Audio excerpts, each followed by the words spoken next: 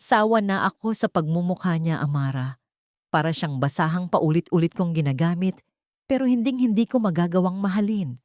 After this anniversary dinner, she's out of my life for good. Ang mga salitang yon ay parang mga talim ng balisong na humiwa sa katahimikan ng malaking kusina ng mansyon ng mga delgado. Nanigas si Wanda sa kanyang kinatatayuan. Ang hawak niyang sandok ay unti-unting nanginig sa kanyang mga daliri.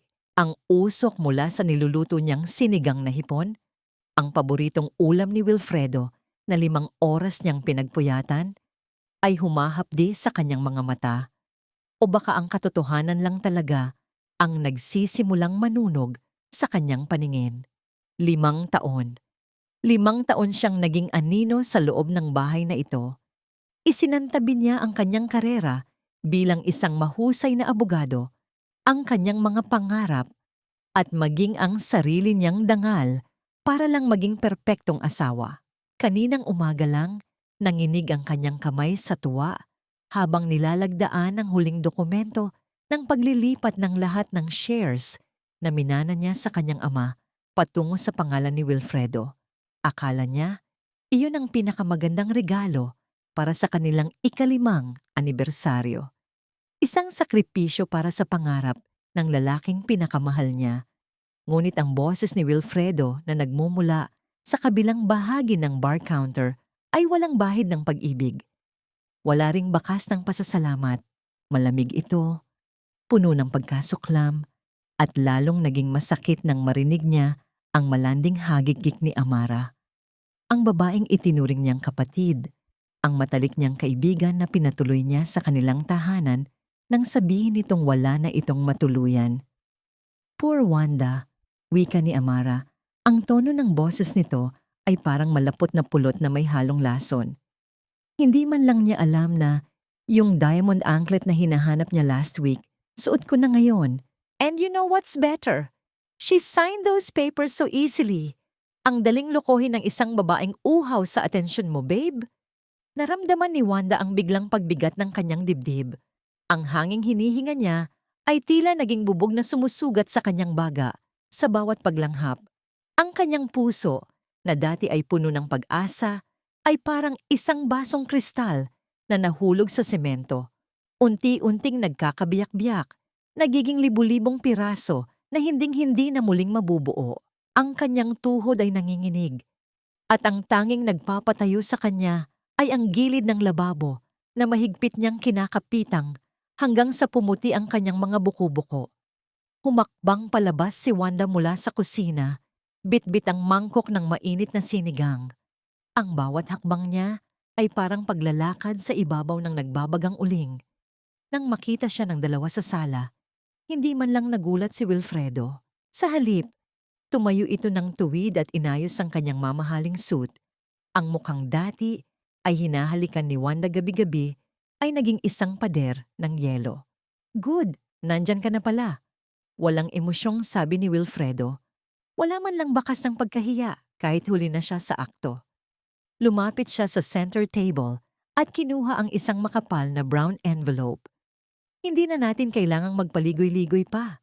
Pirmahan mo na ang divorce papers na yan. Ayoko nang mag-aksaya ng panahon sa isang babaeng gaya mo. Inilapag ni Wanda ang mangkok sa mesa. Ang tunog ng porselana laban sa salamin ay tila isang huling hantungan ng kanyang mga pangarap. Tumingin siya sa mga mata ni Wilfredo, naghahanap ng kahit katiting na pagsisisi. Pero ang nakita lang niya ay ang mapanuring tingin ni Doña Esmeralda na kakapasok lang sa silid. Don't look at him like that, Wanda. Mapait na wika ng kanyang byuda. Dapat ka pa ngang magpasalamat dahil binigyan ka namin ng 5 taon sa pamilyang ito. Isang babaeng galing sa pamilya ng mga kriminal na abogado? Utang na loob mo sa amin na tinanggap ka namin sa kabila ng dumi ng pangalan ng ama mo. Pero ngayon, tapos na ang serbisyo mo. Wilfredo is now the chairman. Thanks to your generous gift this morning, you are no longer needed. Utang na loob? Mahinang ulit ni Wanda. Ang kanyang boses ay tila isang bulong mula sa hukay. Ibinigay ko ang lahat. Ang pera ko, ang panahon ko, ang buhay ko. At sasabihin niyo sa aking wala akong halaga? Huwag ka nang magmalinis, Wanda. Muling sumingit si Wilfredo, sabay hagis ng isang set ng mga retrato sa ibabaw ng mesa. Alam namin ang ginagawa mo sa likod ko, ang mga pakikipagkita mo sa mga old friends mo sa bar. Itong mga ebidensyang ito ang magpapatunay na ikaw ang nagtaksil, hindi ako. You will leave this house with nothing, not even a single centavo from the Delgado wealth. Tiningnan ni Wanda ang mga retrato. Malabo, madilim, pero kitang-kita ang kanyang mukha na tila nakikipaghalikan sa isang hindi kilalang lalaki. Isang mahusay na gawa ng teknolohiya, isang kasinungalingang binuo para wasakin siya ng tuluyan. Doon niya naintindihan, hindi lang ito basta paghihiwalay. Ito ay isang planadong pagpaslang sa kanyang pagkatao. Ang init ng luha ay tuluyan ng umagos sa kanyang pisngi. Pero kakaiba ito. Hindi na ito luha ng pagmamakaawa. Ito ay luha ng isang kaluluwang unti-unti ng nagiging bato. Tiningnan niya ang kanyang asawa, ang kanyang biyenan, at ang babaeng traidor na nakaupo sa tabi ng kanyang lalaki. Ang katahimikan sa loob ng mansyon ay naging nakabibingi. Tila isang sementeryo ng lahat ng kanyang pagsisikap. Sa loob ng kanyang isipan, isang boses ang nagsimulang bumulong. Isang boses na matagal na niyang ibinaon sa limot. Ang boses ng kanyang ama bago ito pumanaw. Ang katarungan, Wanda, ay hindi ibinibigay. Ito ay kinukuha. Tumalikod siya nang hindi lumalagda. Ang kanyang likod ay tuwid. Kahit na ang bawat selula sa kanyang katawan ay nagsisigaw sa sakit. Huminto siya sa may pintuan. Ang ulan sa labas ay nagsisimula ng bumuhos, tila nakikiramay sa kanyang pighati. Sa sandaling iyon, ang tanging katanungang naiwan sa kanyang puso ay hindi kung bakit nila ito ginawa, kundi kung paano niya nagawang mahalin ang mga demonyong ito ng ganito katagal. Ano na ang matitira sa isang babaeng nawala ng lahat sa loob ng isang iglap? Huwag mong dumi-dumian ang sahig ko ng mga luha mo, Wanda. Wala nang puwang ang drama mo sa pamamahay na ito. Ang boses ni Doña Esmeralda ay kasing talim ng mga bubog na nagkalat sa sahig. Nakatayo ang matanda sa gitna ng sala. Hawak ang kanyang mamahaling tungkod, habang ang mga mata nito ay puno ng pandidiri. Sa kanyang likuran, nakatayo si Wilfredo na tila isang statwang walang pakiramdam, habang si Amara ay nakasandal sa kanyang balikat, may mapanuyang ngiti sa mga labi. Dahan-dahang tumayo si Wanda mula sa kanyang pagkakaluhod.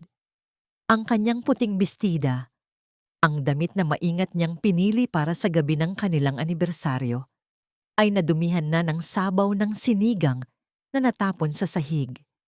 Ang amoy ng asim at bango ng kanyang niluto ay tila nanunumbat sa kanya, isang paalala ng 5 taong pagpapakapagal para sa mga taong sa simula pa lang ay itinuring na siyang basura. Naramdaman ni Wanda ang panlalamig ng kanyang mga dulo ng daliri. Ang kanyang puso ay tila isang ibon na pilit kumakawala sa loob ng isang masikip na hawla. Ang bawat tibok ay naghahatid ng hapdi sa kanyang buong dibdib. Ang kanyang lalamunan ay tuyong-tuyo, at ang bawat salitang nais niyang isigaw ay tila naging malalaking bato na bumabara sa kanyang hininga. "Palayasin niyo na yan, Wilfredo," utos ni Doña Esmeralda sa kanyang anak. "Baka mamaya ay makita pa siya ng mga bisita natin bukas. Nakakahiya sa reputasyon ng mga Delgado." Hindi sumagot si Wilfredo. Sa halip, kinuha niya ang braso ni Wanda at pilit itong hinila patungo sa pintuan. Ang higpit ng pagkakahawak niya ay sapat na para mag-iwan ng mga pasa sa balat ni Wanda, ngunit mas masakit ang katotohanang ang lalaking dating nangakong poprotektahan siya ay siya mismong kumakaladkad sa kanya sa kahihiyan. "Wilfredo, please, let's talk about this." Mahinang pagsusumamo ni Wanda, ang kanyang boses ay tila isang himig na malapit ng maputol. "Ang mga dokumentong pinirmahan ko, ang mga shares ko, Wilfredo, pag-aari iyon ng tatay ko." "Hindi na ngayon, Wanda. Singit ni Amara habang naglalakad patungo sa kanila. Itinaas ng babae ang kanyang paa. Ipinapakita ang kumikinang na diamond anklet na suot nito. Sabi nga ni Wilfredo, bayad na ito sa lahat ng pagtitiis niya sa'yo. Isipin mo na lang na ito ang komisyon ko sa pag-aalaga sa asawa mo habang abala ka sa pagiging martyr. Isang malakas na sampal ang nagpatahimik sa silid. Ngunit hindi si Wanda ang nanampal. Ang palad ni Wilfredo ay tumama sa pisngi ni Wanda nang subukan nitong sumugod kay Amara. Ang lakas ng impact ay nagdulot ng pagkahilo kay Wanda at naramdaman niya ang malapot na dugo na nagsimulang dumaloy mula sa gilid ng kanyang labi. Wala kang karapatang saktan si Amara. Sigaw ni Wilfredo. Wala kang dalang anuman nang pumasok ka rito, kaya wala ka ring dadalhin sa pag-alis mo. Binuksan ni Wilfredo ang malaking pintuan ng mansyon. Sa labas, ang langit ay tila nakikiramay sa bigat ng damdamin ni Wanda. Ang malakas na ulan ay bumubuhos ng walang tigil at ang bawat patak nito ay tila mga latigo na humahampas sa lupa. Kinuha ng isang katulong ang nag-iisang maleta ni Wanda, isang lumang maleta na bitbit niya noong unang araw niyang tumapak sa mansyong yon. At walang kaabog-abog na inihagis ito sa labas. Bumukas ang maleta sa gitna ng putikan at ang mga lumang damit at ilang personal na gamit ni Wanda ay nagkalat sa maruming lupa. Diyan ka nababagay, Wanda. Sa labas, sa gitna ng ulan, kasama ng mga basura. Ani Doña Esmeralda bago tuluyang tumalikod. Itinulak ni Wilfredo si Wanda palabas.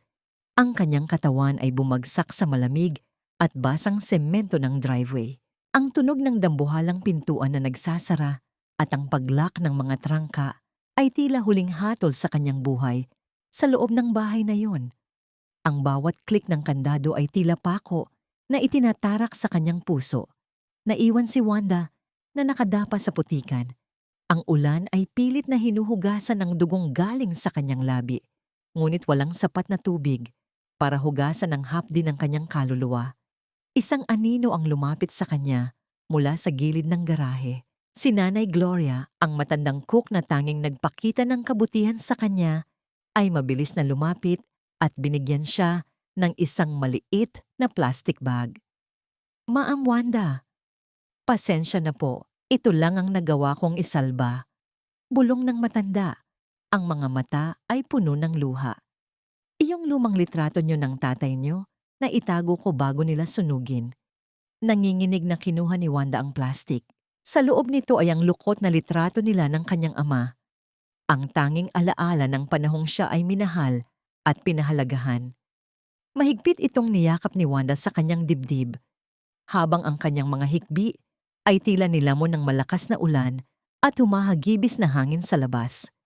Tumingala si Wanda sa bintana ng master's bedroom. Sa likod ng manipis na kurtina, nasilayan niya ang mga anino ni na Wilfredo at Amara na magkatabing nakatayo. Waring masaya at magaan ang loob. Ang kanilang halakhakan ay hindi man niya marinig.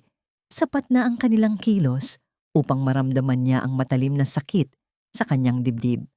Para kay Wanda, ang tagpong iyon ay tila isang tahimik na paalala ng lahat ng sakripisyong ibinigay niya.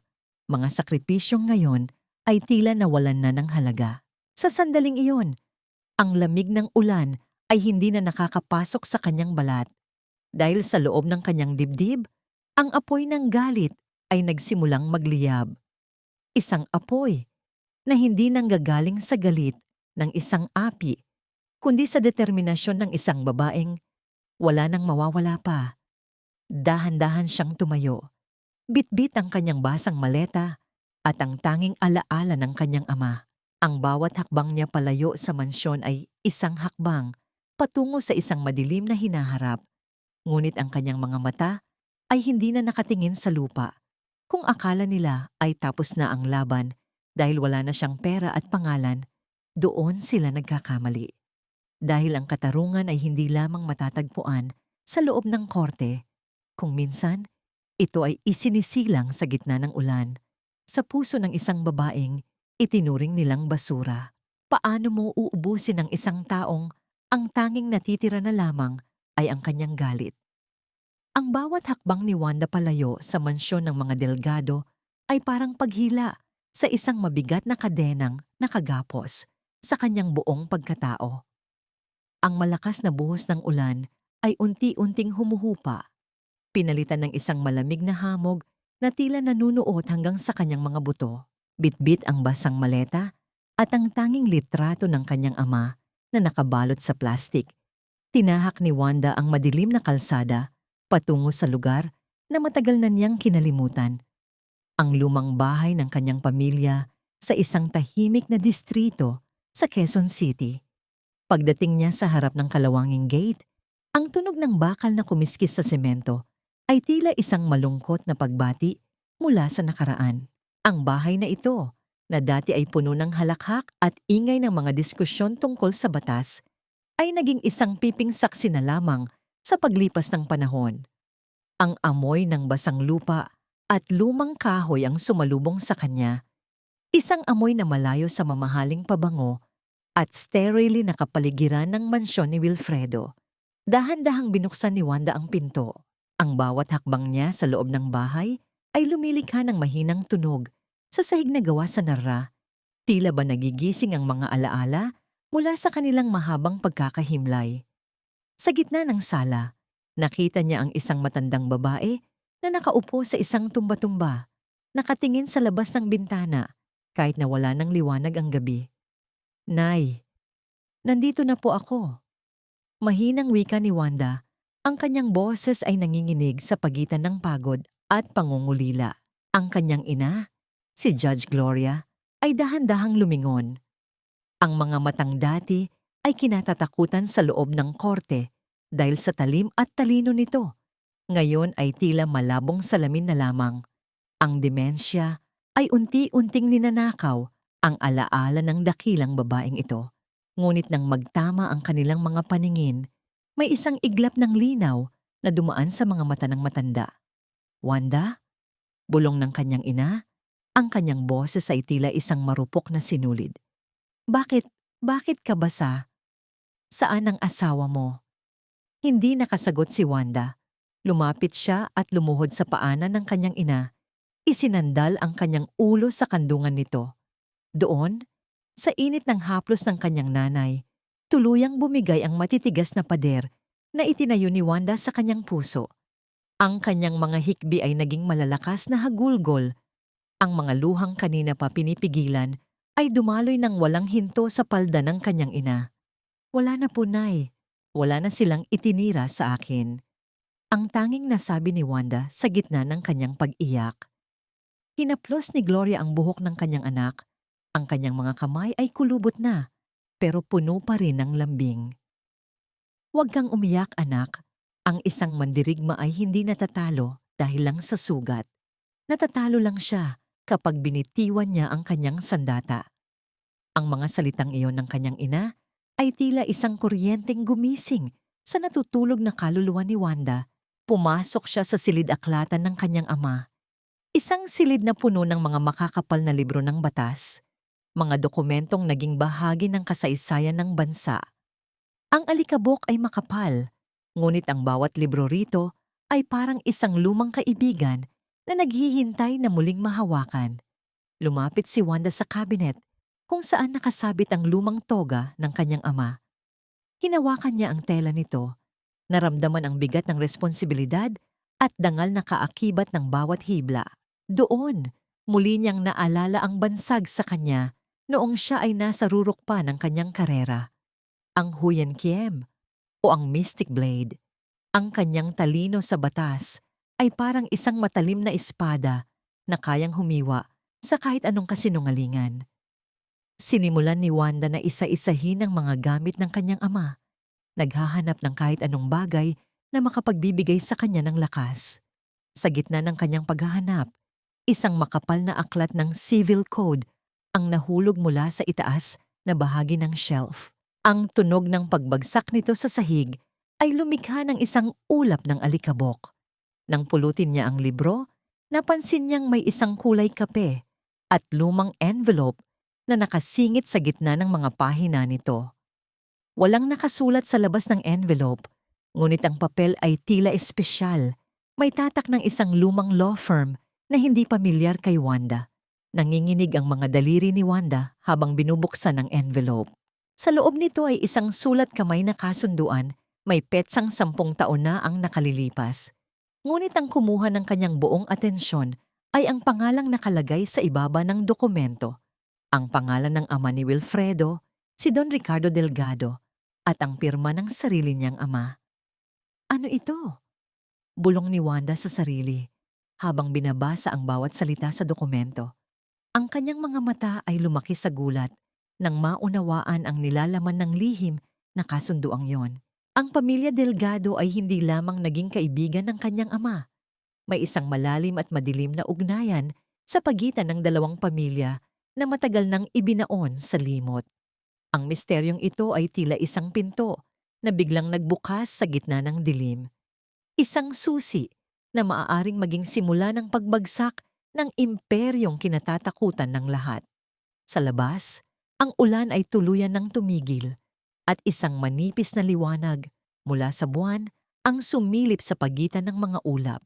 Sa gitna ng tahimik na silid-aklatang yon, ang mukha ni Wanda ay hindi nakakikitaan ng pighati. Sa halip, isang matalim na titig ang namuo sa kanyang mga mata. Isang titig na nagsasabing, ang Huyen Kiem ay hindi na muling magtatago sa anino. Sino ang nagtatago sa likod ng kasunduang ito? At paano nito mababago ang lahat ng alam ni Wanda tungkol sa kanyang sariling pamilya? Habang ang katahimikan ay bumabalot sa lumang bahay ni Wanda, sa kabilang dako ng lungsod, ang mansyon ng mga Delgado ay tila isang paraiso ng mga manlilinlang. Ang tunog ng mga basong kristal na nagtatamaan ay maririnig sa malawak na dining room, kung saan ang bango ng mamahaling alak ay humahalimuyak sa hangin. Nakaupo si Wilfredo sa kabisera. Ang kanyang mukha ay puno ng pagmamalaki habang pinagmamasdan ang mga dokumentong ninakaw niya mula kay Wanda. Isipin mo, Amara, wika ni Wilfredo habang tinitingnan ang pirma ni Wanda sa stock transfer. Sa isang pirma lang, nakuha natin ang lahat. Ang babaeng yon ay masyadong naniwala sa pag-ibig, kaya nakalimutan niyang ang mundo ay para lamang sa mga matatalino at matatapang. Humagikik si Amara habang nilalaro ang kanyang suot na diamond anklet. Masyado kasing kampante si Wanda. Akala niya ang pagiging mabuting asawa ay sapat na para manatili sa tabi mo. Hindi niya alam na ang kailangan mo ay isang reyna na marunong maglaro, hindi isang katulong na marunong lang magluto. Mula sa gilid, ang malamig na tingin ni Doña Esmeralda ay nakatuon sa kanila. Huwag kayong masyadong magdiwang. Ang babaeng iyon ay anak ng isang batikang abogado. Kahit na mukhang basahan na siya ngayon, kailangan nating tiyakin na hindi na siya makakabangon pa. Siguraduhin mong ang mga ebidensyang gawa-gawa natin ay sapat na para itapon siya sa kulungan kung sakaling subukan niyang lumaban. Samantala, sa loob ng maalikabok na silid-aklatan ng kanyang ama, si Wanda ay tila isang estatwang nakatitig sa lumang dokumentong hawak niya. Ang mga salitang nakasulat sa papel ay unti-unting nagbubukas ng isang sugat na matagal nang naghilom. Ang dokumento ay isang Memorandum of Agreement sa pagitan ng kanyang ama at ni Don Ricardo Delgado, isang lihim na utang. Isang malaking halaga ng pera na ipinahiram ng kanyang ama kay Ricardo noong panahong malapit ng mabangkarote ang kumpanya ng mga Delgado. Ang collateral, isang malawak na lupain sa Batangas na ngayon ay kinatatayuan ng pinakamalaking subdivision ng mga Delgado. Nay, tawag ni Wanda sa kanyang ina na kanina pa nakatitig sa kanya mula sa pintuan. Alam niyo ba ito? Alam niyo bang may utang ang mga Delgado kay tatay? Dahan-dahang lumapit si Judge Gloria. Ang kanyang mga hakbang ay tila may kasamang bigat ng nakaraan. Hinawakan niya ang balikat ni Wanda at sa isang pambihirang sandali ng kalinawan, ang kanyang tinig ay naging buo at makapangyarihan. Ang utang na yon, Wanda, hindi lang yon tungkol sa pera, bulong ng kanyang ina. Iyon ang dahilan kung bakit namatay ang tatay mo nang may bigat sa loob. Ricardo Delgado cheated him.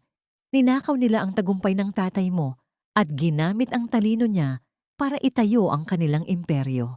Pinatahimik nila ang tatay mo kapalit ng katahimikan tungkol sa isang malaking krimen na kinasangkutan ni Ricardo. Naramdaman ni Wanda ang pagtayo ng kanyang mga balahibo. Ang bawat salita ng kanyang ina ay parang isang piraso ng puzzle na unti-unting nabubuo. Ang pag-aasawa niya kay Wilfredo ay hindi pala isang aksidente. Ito ay isang planadong hakbang ng mga Delgado para tuluyang mapasakamay ang lahat ng ebidensyang hawak ng kanyang pamilya. Ginamit nila ako, mariing sabi ni Wanda. Ang kanyang boses ay puno ng pait. Ginamit nila ang pag-ibig ko para masiguro ang kanilang kaligtasan. Biglang binalot ng kaba si Wanda. Kung alam ng mga Delgado ang tungkol sa dokumentong ito, bakit hindi nila ito kinuha noong nasa mansyon pa siya? O baka naman, hindi nila alam na nahanap na niya ito? Sa gitna ng kanilang pag-uusap, ang katahimikan ng gabi ay nabasag ng tunog ng isang sasakyang huminto sa tapat ng kanilang gate. Mula sa bintana, nakita ni Wanda ang liwanag ng mga headlight na tumatama sa kanilang bakod. Isang itim na sasakyan ang nakaparada at isang lalaking nakasuit ang bumaba. Kinabahan si Wanda. Hindi ito si Wilfredo. Ang lalaking ito ay pamilyar. Isa sa mga tauhan ni Doña Esmeralda na madalas niyang makitang bumubulong sa matanda. Dali-daling itinago ni Wanda ang dokumento sa loob ng kanyang damit. Pinatay niya ang ilaw sa silid-aklatan at hinila ang kanyang ina sa isang madilim na sulok. Ang tunog ng gate na pilit na binubuksan ay umalingaw-ngaw sa paligid. Kasunod ang mabibigat na hakbang ng isang tao sa ibabaw ng mga tuyong dahon sa kanilang hardin. Wanda, alam kong nandyan ka. Isang boses mula sa labas ang sumigaw. Ibigay mo na sa amin ang hinahanap namin at baka hayaan ka naming mamuhay ng tahimik kasama ang ulyanin mong ina. Napahawak si Wanda sa kanyang dibdib. Nararamdaman ang mabilis na tibok ng kanyang puso. Hindi lang pala ang kanyang dangal ang kinuha nila. Ngayon, pati ang kanyang kaligtasan ay nasa panganib na. Paano nalaman ng mga Delgado na nahanap na ni Wanda ang lihim na dokumento at sino ang nagtaksil sa kanya sa loob ng sarili niyang tahanan? Isang pirasong papel lang iyan, Wanda. Huwag mong ipagpalit ang huling hininga ng ulyanin mong ina para sa isang dokumentong wala na ring silbi. Ang boses na yon ay nanggagaling sa labas ng pinto, malamig at puno ng pagbabanta. Kinilabutan si Wanda nang makilala ang boses, si Bernardo. Siya ang pinagkakatiwalaang driver ni Doña Esmeralda, ang taong laging naghahatid sa kanya ng mga groceries at kung minsan ay nagbibigay pa ng matatamis na ngiti habang tinutulungan siyang magbitbit. Ngayon, ang boses na yon ay tila naging isang matalim na kuko na kumakalmot sa pintuan ng kanyang tahanan. Sa loob ng madilim na silid-aklatan, ang amoy ng lumang papel at alikabok ay tila naging mas matapang, bumabalot sa bawat hininga ni Wanda. Nararamdaman niya ang nanginginig na kamay ng kanyang ina, si Judge Gloria, na mahigpit na nakakapit sa kanyang braso. Ang katahimikan sa loob ng bahay ay nabasag ng tunog ng kahoy na pilit na binubuksan ang bintana sa kusina. Isang malakas na pagkaluskos ng mga basag na bubog ang narinig, tanda na nakapasok na ang panganib. Nay, huwag kayong maingay. Dito lang kayo. Bulong ni Wanda, ang kanyang boses ay tila isang hangin na dumaan sa gitna ng mga hilera ng libro.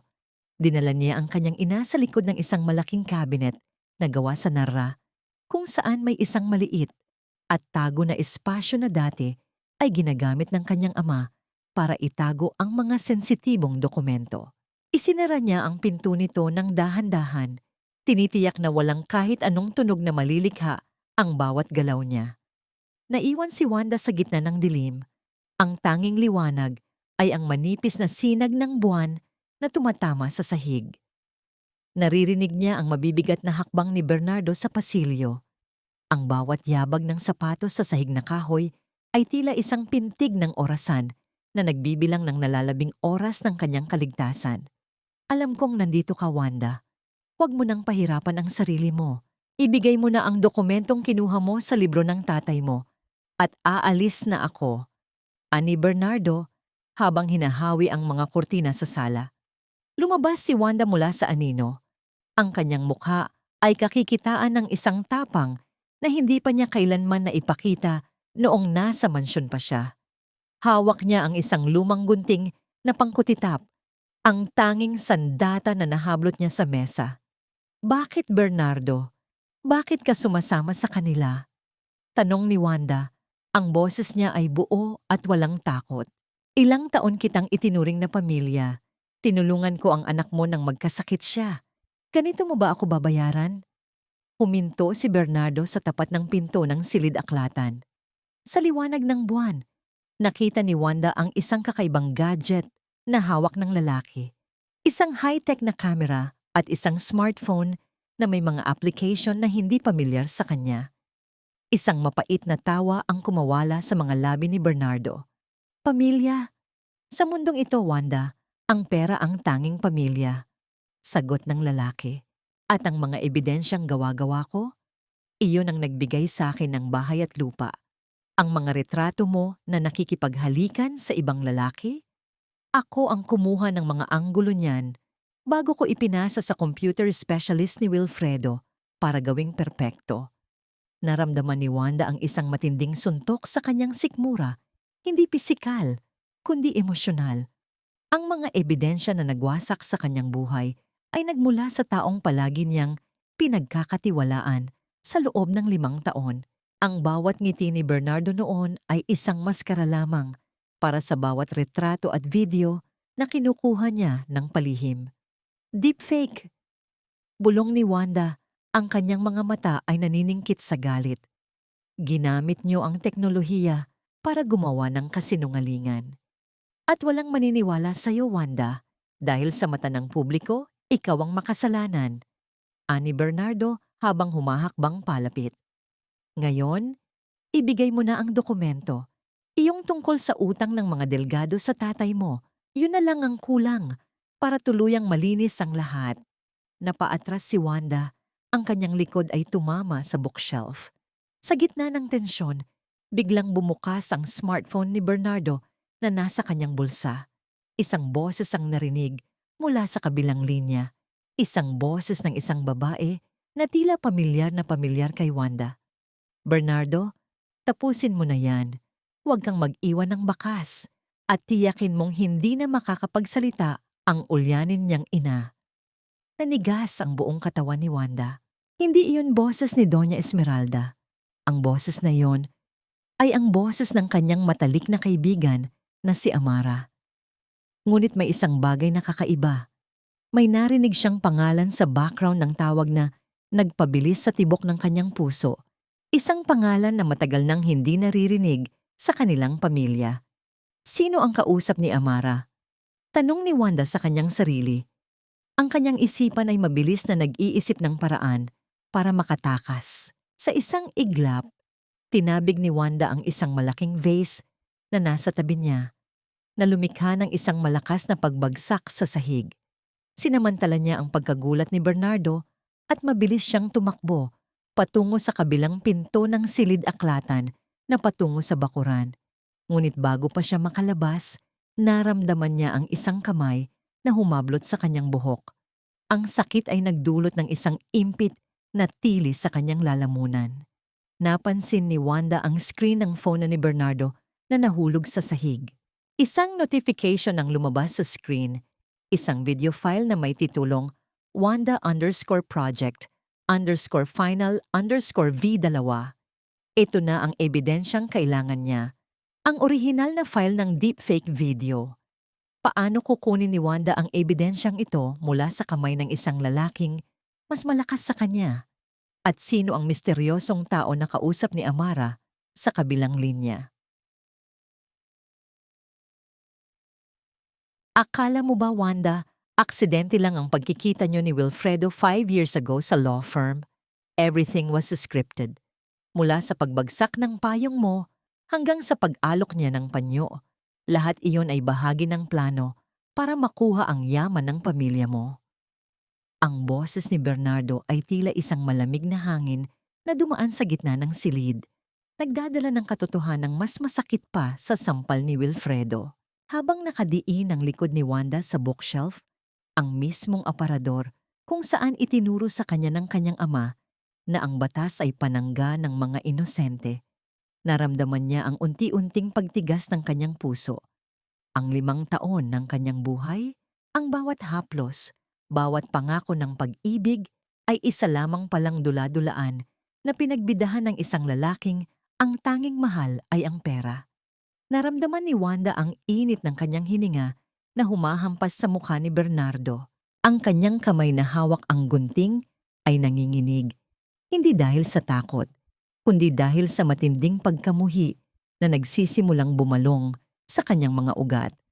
Ang bawat alaala ng kanilang masayang pagsasama ay tila mga pahina ng libro na isa-isang sinusunog sa harap ng kanyang mga mata. Sister. No, Wanda, never tayong naging magkapatid. Ang boses ni Amara mula sa smartphone na nasa sahig ay pumutol sa katahimikan. Ang tono nito ay wala ng bahid ng pagkakaibigan. Ito ay puno ng lason at inggit na matagal ng kinimkim. I remember everything, Wanda. Pagpapatuloy ni Amara, ang boses nito ay umalingaw-ngaw sa bawat sulok ng silid-aklatan. Naaalala ko kung paano mo ako binibigyan ng mga lumang damit mo noong college tayo na para bang isa akong pulubi. Naaalala ko kung paano ka tinitingnan ng lahat dahil ikaw ang magaling, ikaw ang mayaman, ikaw ang anak ng judge, habang ako yung anino mo lang palagi. But look at us now. Ako na ang nakatira sa kwarto mo. Ako na ang hinahalikan ng asawa mo. At ako na ang magmamay-ari ng lahat ng kumpanyang pinaghirapan ng tatay mo. Naramdaman ni Wanda ang hapdi sa kanyang anit, habang mas lalong hinihigpitan ni Bernardo ang pagkakahawak sa kanyang buhok. Ang sakit sa kanyang katawan ay tila naging isang malakas na alarm clock na gumigising sa Huyen Kiem na matagal nang natutulog sa loob niya. Ang bawat salita ni Amara ay hindi na nakakasugat. Ito ay nagsisilbing gasolina sa apoy ng kanyang determinasyon. You're pathetic, Amara, mahinang bulong ni Wanda. Ang kanyang boses ay tila isang matalim na kutsilyo na dumaan sa dilim. Anong sabi mo? Singhal ni Bernardo sabay pihit sa braso ni Wanda. So, sinasabi ko na kahit suotin mo ang lahat ng damit ko, kahit angkinin mo ang asawa ko, anino ka pa rin. Pagpapatuloy ni Wanda, ang kanyang mga mata ay diretsyong nakatingin sa smartphone sa sahig. Because at the end of the day, you're just a replacement. Isang pansamantala. You had to steal a life because you couldn't build your own. Isang malakas na tili ng galit ang narinig mula sa kabilang linya. Bernardo, tapusin mo na yan. Kunin mo ang cellphone niya at basagin mo ang bungo ng babaeng iyan. Sa isang iglap, bago pa man makakilos si Bernardo, ginamit ni Wanda ang kanyang siko at buong lakas na tinamaan ang sikmura ng lalaki. Kasunod nito, mabilis niyang itinarak ang dulo ng gunting sa braso ni Bernardo na nakahawak sa kanyang buhok. Isang sigaw ng sakit ang kumawala sa lalaki. Sapat na para bitawan niya si Wanda. Hindi nag-aksaya ng panahon si Wanda. Sa halip na tumakbo palabas, mabilis niyang dinampot ang smartphone ni Bernardo mula sa sahig. Nakita niya ang file na Wanda_project_final_V2 na kasalukuyang naka-upload sa isang cloud storage. Sa isang mabilis na pindot, isinend niya ang link ng file sa kanyang sariling email address. Ang address na matagal na niyang hindi binubuksan mula nang iwan niya ang law firm. Magnanakaw! Sigaw ni Bernardo habang pilit na tumatayo. Ang dugo sa kanyang braso ay tumatulo sa sahig, lumilikha ng mga mapulang mantsa sa lumang alpombra. Hindi ako magnanakaw, Bernardo. Binabawi ko lang ang katotohanan, sagot ni Wanda. Mabilis siyang tumakbo patungo sa silid kung saan nakatago ang kanyang ina. Binuksan niya ang pinto ng cabinet at hinila ang kanyang ina palabas. Ang tunog ng mga yabag ni Bernardo napapalapit ay tila isang papalapit na bagyo. Naitakbo sa may pintuan sa likod. Ngunit bago pa sila makarating sa kusina, narinig ni Wanda ang tunog ng paglock ng pinto mula sa labas. May kasama pa pala si Bernardo, isang pang-anino na nakatayo sa kabilang panig ng salamin. Isang lalaking nakatayo sa ilalim ng poste ng ilaw na ang mukha ay dahan-dahang nakilala ni Wanda. Ang kanyang puso ay tila tumigil sa pagtibok. Hindi ito tauhan ng mga delgado. Ito ay isang taong hinding-hindi niya inakalang magtataksil sa kanya. Hindi mo alam, Wanda. Matagal na kaming magkasabwat ni Wilfredo. Bago pa kayo ikasal. Ang boses ni Amara ay muling narinig mula sa phone na may kasamang malakas na tawa. At ang taong nasa labas, siya ang huling piraso ng puzzle na hindi mo kailanman maiisip. Sino ang lalaking nakatayo sa labas na tila naghihintay ng pagkakataong tuluyang ubusin si Wanda? At ano ang koneksyon niya sa nakaraan ng pamilya Delgado? Tito Mateo, kayo po, ang anino sa likod ng lahat ng ito. Ang boses ni Wanda ay halos hindi lumabas sa kanyang lalamunan. Ang bawat pantig ay parang isang piraso ng bubog na bumabara sa kanyang hininga. Sa labas ng salamin na pinto, nakatayo ang isang lalaking may uban na ang buhok, ang kanyang paboritong tito na si Attorney Mateo, ang pinakamatalik na kaibigan ng kanyang ama. Ang taong nagturo sa kanya kung paano hawakan ang panulat noong bata pa siya. At ang taong naging saksi sa lahat ng kanyang paghihirap sa kamay ng mga delgado. Ang ulan sa labas ay tila humihinto na. Pinalitan ng isang nakabibinging katahimikan na tanging ang tibok ng puso ni Wanda ang maririnig. Ang bawat tibok ay parang isang mabilis na tambol na nagbibigay ng babala. Ang mga mata ni Mateo na dati ay puno ng karunungan at kalinga, ngayon ay tila dalawang madilim na butas na walang kahit anong emosyon. Wanda, iha. Ang boses ni Mateo ay pumasok sa loob ng silid sa pamamagitan ng siwang ng pinto. Kalmado at tila nagmamalasakit pa rin. Isang bagay na mas nakakatakot kaysa sa sigaw ni Bernardo. Ibigay mo na sa akin ang envelope na yon. Para rin ito sa ikabubuti mo. Huwag mo nang pahirapan ang sarili mo at ang nanay mo. Naramdaman ni Wanda ang unti-unting paghina ng kanyang mga tuhod. Ang bawat taong inakala niyang magiging sandigan sa gitna ng unos ay isa-isa palang naging bahagi ng hanging nagpahina sa kanya. Ang tiwalang inalagaan niya sa loob ng maraming taon ay tila isang mahabang lubid na ngayon ay dahan-dahang pumupulupot sa kanyang sariling buhay. Bakit, Tito? Tanong ni Wanda. Ang kanyang mga mata ay nanunuyo sa hapdi. Kayo ang nagsabi sa akin na ang batas ay para sa mga inosente. Kayo ang nagturo sa akin na huwag matakot basta't nasa panig ako ng tama. Pero bakit ngayon, kayo mismo ang tumatalikod sa akin? Hindi agad nakasagot ang matanda. Iniwas niya ang tingin. Tila hindi kayang harapin ang sakit na malinaw sa mukha ni Wanda. Hindi ganoon kasimple ang lahat, Wanda. Mahina niyang tugon, ngunit ang kanyang tinig ay kulang sa paninindigan. Mapait na napangiti si Wanda. Sa sandaling iyon, naunawaan niyang ang hustisya na matagal niyang pinanghawakan ay maaring baluktutin ng kapangyarihan at takot. At sa unang pagkakataon, naramdaman niyang tunay siyang nag-iisa, walang sandalan, walang kakampi, kundi ang sarili lamang niyang lakas na unti-unting pinipilit niyang buuin muli. Kayo ang nagtulak sa akin na maging abogado dahil sabi niyo, kailangan ng mundo ng katulad ni tatay. Pero bakit? Bakit kayo kumakampi sa mga pumatay sa kanya? Isang mapait na ngiti ang sumilip sa mga labi ni Mateo. Ang batas, Wanda, ay isang instrumento lamang. Depende sa kung sino ang humahawak, maaari itong maging panangga o maging sandata ng kamatayan. Ang tatay mo, masyado siyang idealista. Akala niya, mababago niya ang sistema sa pamamagitan ng katotohanan. Pero nakalimutan niyang ang katotohanan ay madaling mabili kung sapat ang iyong pera. Naramdaman ni Wanda ang init ng luha sa kanyang pisngi, pero mabilis niya itong pinunasan. Sa likuran niya, Naririnig niya ang pagdaing ni Bernardo na pilit na bumabangon mula sa sahig. Ang mantsa ng dugo sa alpombra ay unti-unti nang lumalaki. Ang panganib ay nasa harap at likod na niya. Ngunit sa gitna ng matinding pagtataksil, isang kakaibang pakiramdam ang nagsimulang mamuo sa loob ni Wanda. Hindi na ito ang takot ng isang asawang inapi. Ito na ang talim ng Huyen Kiem na matagal nang kinalawang sa loob ng kusina ng mga delgado. Ang kanyang isipan, na dati ay puno ng mga recipe at schedule ni Wilfredo, ay mabilis na bumalik sa pagiging isang kalkuladong makina. Dahan-dahan niyang kinuha ang lumang fountain pen ng kanyang ama mula sa kanyang bulsa.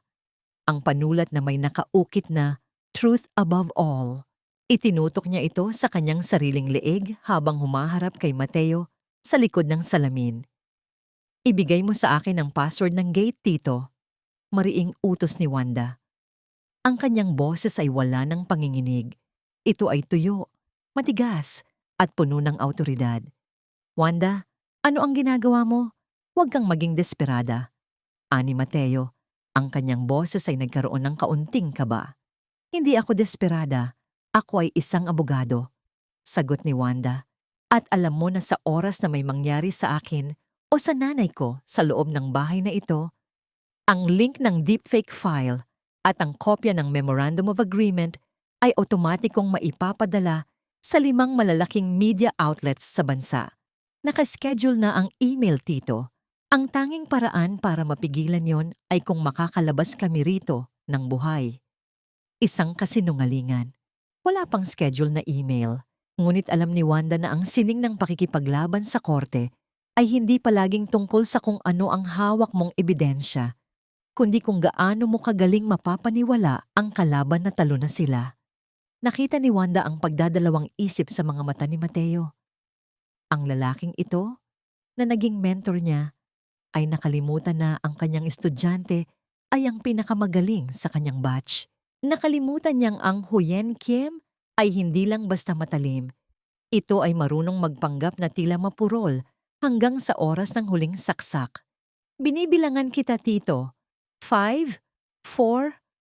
Ang tunog ng pag-click ng electronic lock ng gate ay umalingaw-ngaw sa tahimik na gabi. Isang maliit na tagumpay sa gitna ng isang digmaan na nagsisimula pa lamang. "Matalino ka pa rin, Wanda. Pero tandaan mo," bulong ni Mateo bago dahan-dahang umatras sa anino ng mga puno. "Ang mga delgado ay hindi marunong sumuko. Mas pinipili nilang pumatay kaysa mahiya." Hinablot ni Wanda ang kanyang ina at ang kanyang maleta. Hindi siya lumingon. Hindi siya tumigil sa pagtakbo hanggang sa marating nila ang kanto kung saan may isang lumang taksi na dumaan. Sumakay sila. Ang kanyang puso ay tila sasabog na sa bilis ng tibok. Habang nakatingin sa labas ng bintana ng taksi, pinagmasdan ni Wanda ang kanyang sariling refleksyon sa salamin. Ang dugong tuyo sa kanyang labi, ang basang buhok, at ang mga matang puno ng apoy. Hindi na siya ang babaeng pinalaya sa mansyon kahapon. Ang tanong na lamang ay, saan siya pupunta sa isang mundong ang lahat ng taong pinagkatiwalaan niya ay naging kaaway? At ano ang gagawin niya kapag nalaman niyang ang link ng email na sinasabi niya ay ang tanging alas na mayroon siya para mabawi ang lahat?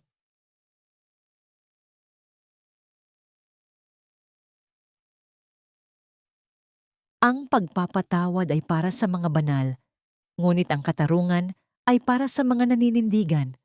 Huwag mong kalilimutan, Wilfredo, na ang perang ginagastos mo ngayon ay galing sa pawis at luhang ninakaw nyo sa isang taong walang kalaban-laban.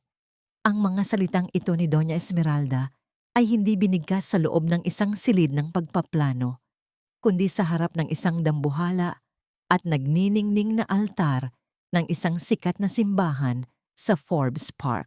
Suot ang kanyang mamahaling terno na kulay abaka at ang mga perlas na tila mga butil ng banal na luha.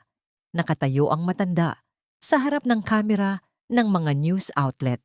Nagpapakita siya ng isang imahe ng isang mapagkawang-gawang biyenan na nasaktan, sa di umano'y pagtataksil ng kanyang menopausang mena na si Wanda. Ipinagdarasal ko ang kaluluwa ni Wanda, pagpapatuloy ng matanda, habang nagpapahid ng pekeng luha gamit ang isang lace na panyo. Sa kabila ng lahat ng ibinigay naming pagmamahal at pagkalinga, pinili niyang sirain ang aming pamilya. Pero gaya ng turo ng ating pananampalataya, ang utang na loob ay hindi kailanman nababayaran ng pagtataksil. Habang nanonood si Wanda mula sa maliit na screen ng isang lumang smartphone sa loob ng isang maliit at tago na kumbento sa labas ng Maynila, naramdaman niya ang isang mapait na lasa sa kanyang dila. Ang bawat salita ni Doña Esmeralda ay tila isang mariing sampal sa kanyang pagkatao. Ang paggamit ng relihiyon para baluktutin ang katotohanan ay ang pinakamababang paraan ng panlilinlang na nakita ni Wanda sa buong buhay niya. "Naikain na po kayo," tawag ni Wanda sa kanyang ina. Nakaupo si Judge Gloria sa tabi ng bintana, tinitingnan ng mga madre na nagdidilig ng mga halaman sa garden. Ligtas sila rito. Salamat sa isang dating kliyente ni Wanda na tinulungan niya noong nagsisimula pa lamang siya bilang abogado. Isang madring naging saksi sa kanyang kabutihan. Binuksan ni Wanda ang kanyang laptop at sinimulang suriin ang mga bank statements at audit reports na palihim niyang kinuha mula sa opisina ni Wilfredo bago siya pinalayas. Ang kanyang mga mata ay naniningkit sa pagod, ngunit ang kanyang isipan ay tila isang matalas na scanner na hindi humihinto. Doon, sa gitna ng mga hanay ng mga numero at komplikadong transaksyon, natuklasan ni Wanda ang isang katotohanang nagpabilis sa tibok ng kanyang puso. Ang utang na loob na palaging isinusumbat sa kanya ng mga delgado ay isa palang dambuhalang kasinungalingan. Sa loob ng 5 taon, ang mga shares na ibinigay ni Wanda sa kumpanya ay hindi ginamit para sa paglago ng negosyo. Sa halip, ang mga ito ay unti-unting ibinibenta ni Doña Esmeralda para bayaran ang kanyang sariling mga utang sa sugal sa mga kasino sa Macau at Singapore. Milyon-milyong piso ang nawawala bawat buwan at ang tanging dahilan kung bakit nananatiling nakatayo ang kumpanya ay dahil sa sariling pera ni Wanda na patuloy na dinudukot ng pamilya Delgado nang hindi niya nalalaman. Hindi sila ang nagligtas sa akin. Bulong ni Wanda, ang kanyang boses ay puno ng panginginig. Ako ang bumuhay sa kanila. Ako ang nagbabayad para sa kanilang karangyaan habang tinatrato nila akong parang basahan. Naramdaman ni Wanda ang init ng galit na tila kumukulo sa kanyang dibdib. Ang bawat hiyas na suot ni Amara, ang bawat mamahaling suite ni Wilfredo, at maging ang mga donasyong ibinibigay ni Doña Esmeralda sa simbahan. Lahat ng yon ay galing sa kanyang bulsa. Ginamit nila ang konsepto ng utang na loob para ikulong siya sa isang emosyonal na bilangguan habang pinagnanakawan siya sa ilalim ng kanyang sariling ilong. Isang mensahe ang biglang lumitaw sa screen ng kanyang laptop. Isang anonymous na email na may kalakip na isang audio file. "Wanda, hindi mo pa alam ang buong katotohanan tungkol sa gabi ng anibersaryo nyo. Pakinggan mo ito." Sa kaba, pinindot ni Wanda ang play button. Ang tunog ng mga pag-uusap ay tila nanggagaling sa isang hidden microphone. Narinig niya ang boses ni Wilfredo at ni Attorney Mateo. "Sigurado ka ba, Mateo? Kapag nalaman ni Wanda na ang tatay niya ang tunay na may-ari ng lupain kung saan itatayo ang bagong mall, hinding-hindi niya pipirmahan ang transfer documents." "Huwag kang mag-alala, Wilfredo. Sa tulong ni Amara, gagawin nating impyerno ang buhay niya hanggang sa siya na mismo ang bumitaw sa lahat. Ang kailangan lang natin ay ang huling pirma niya sa gabi ng anibersaryo niyo. Pagkatapos noon, maaari na nating itapon ang Huyen Kiem sa basurahan." Naramdaman ni Wanda ang biglang paglamig ng kanyang pakiramdam. Ang lupain sa Batangas, ang lupain kung saan nakatayo ang pangarap ni Wilfredo, ay pag-aari pala ng kanyang ama. Hindi ito kolateral. Ito ay ninakaw. Ang bawat piraso ng puzzle ay unti-unti nang nagkakaroon ng linaw. Ang planong pagwasak sa kanya ay hindi lamang dahil sa galit, o selos ni Amara, kundi dahil sa isang dambuhalang pagnanakaw sa kanyang pamanang yaman. Sa labas, ang tunog ng kampana ng simbahan ay umalingaw-ngaw, hudyat ng orasyon. Ngunit para kay Wanda, ang bawat tunog ng kampana ay hudyat ng pagsisimula ng kanyang sariling paghihiganti. Isang paghihiganti na hindi gagamit ng dahas, kundi gagamit ng mismong batas na ginamit nila para sirain siya. Wala kayong itatira sa akin? Bulong ni Wanda habang nakatingin sa kanyang refleksyon sa laptop. Kung gayon, sisiguraduhin kong wala rin kayong maiuwi, kundi ang inyong sariling kahihiyan. Paano gagamitin ni Wanda ang impormasyong ito laban sa mga Delgado? At sino ang misteryosong tao na nagpadala sa kanya ng audio file na naglalaman ng plano ni na Wilfredo at Mateo?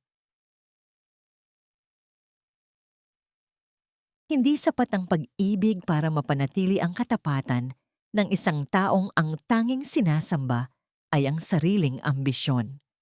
Habang nakatitig si Wanda sa screen ng kanyang laptop sa loob ng madilim na silid ng kumbento, isang mapait na ngiti ang sumilip sa kanyang mga labi. Ang mga numero sa audit report ay hindi nagsisinungaling. Ang kumpanya ng mga Delgado ay tila isang magarang prutas na sa labas ay makinis at mapula. Ngunit sa loob ay unti-unti nang kinakain ng mga uod. Ang mga uod na yon ay walang iba kundi ang kasakiman ni na Wilfredo at Doña Esmeralda. Naramdaman ni Wanda ang hapdi sa kanyang mga mata, hindi dahil sa pag-iyak, kundi dahil sa puyat at pagod. Ang bawat dokumentong sinusuri niya ay tila isang piraso ng kanyang sariling laman na unti-unting binabawi mula sa mga magnanakaw. Nay, tignan niyo po ito, bulong ni Wanda sa kanyang ina. Dahan-dahang lumapit si Judge Gloria at hinaplos ang pisngi ni Wanda. Isang tahimik na sandali ng pagmamahal ang namuo sa pagitan nila. Isang golden moment kung saan inayos ni Wanda ang gulugulong buhok ng kanyang ina. Isang simpleng pagkilos na nagpapakita ng kanyang muling pagbangon bilang tagapangalaga ng kanilang pamilya. Ang hustisya, anak, ay hindi lamang matatagpuan sa loob ng korte. Mahinang sabi ni Gloria. Ang kanyang boses ay tila isang marahang hanging nagdadala ng karunungan. Minsan, ang pinakamabisang sandata ay ang pagpapahintulot sa kaaway na sirain ang kanilang sariling kuta. Samantala, sa loob ng marangyang opisina ni Wilfredo, ang kapaligiran ay tila naging napakabigat. Ang bango ng kanyang mamahaling kape ay hindi sapat para itago ang tensyong namamayani sa pagitan nila ni Amara. Anong ibig mong sabihin na frozen ang mga accounts natin, Wilfredo? Tanong ni Amara. Ang kanyang boses ay mataas at puno ng inis. Ang kanyang mukha na dati ay puno ng tamis. Ngayon ay kakikitaan na ng mga guhit ng pag-aalala. Kailangan ko ng budget para sa charity gala ni Doña Esmeralda bukas. Reputasyon natin ang nakataya rito.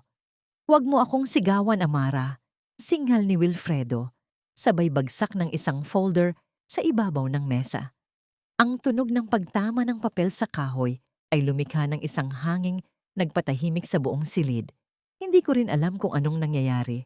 Bigla na lang nawala ang flow ng funds mula sa mga personal accounts ni Wanda.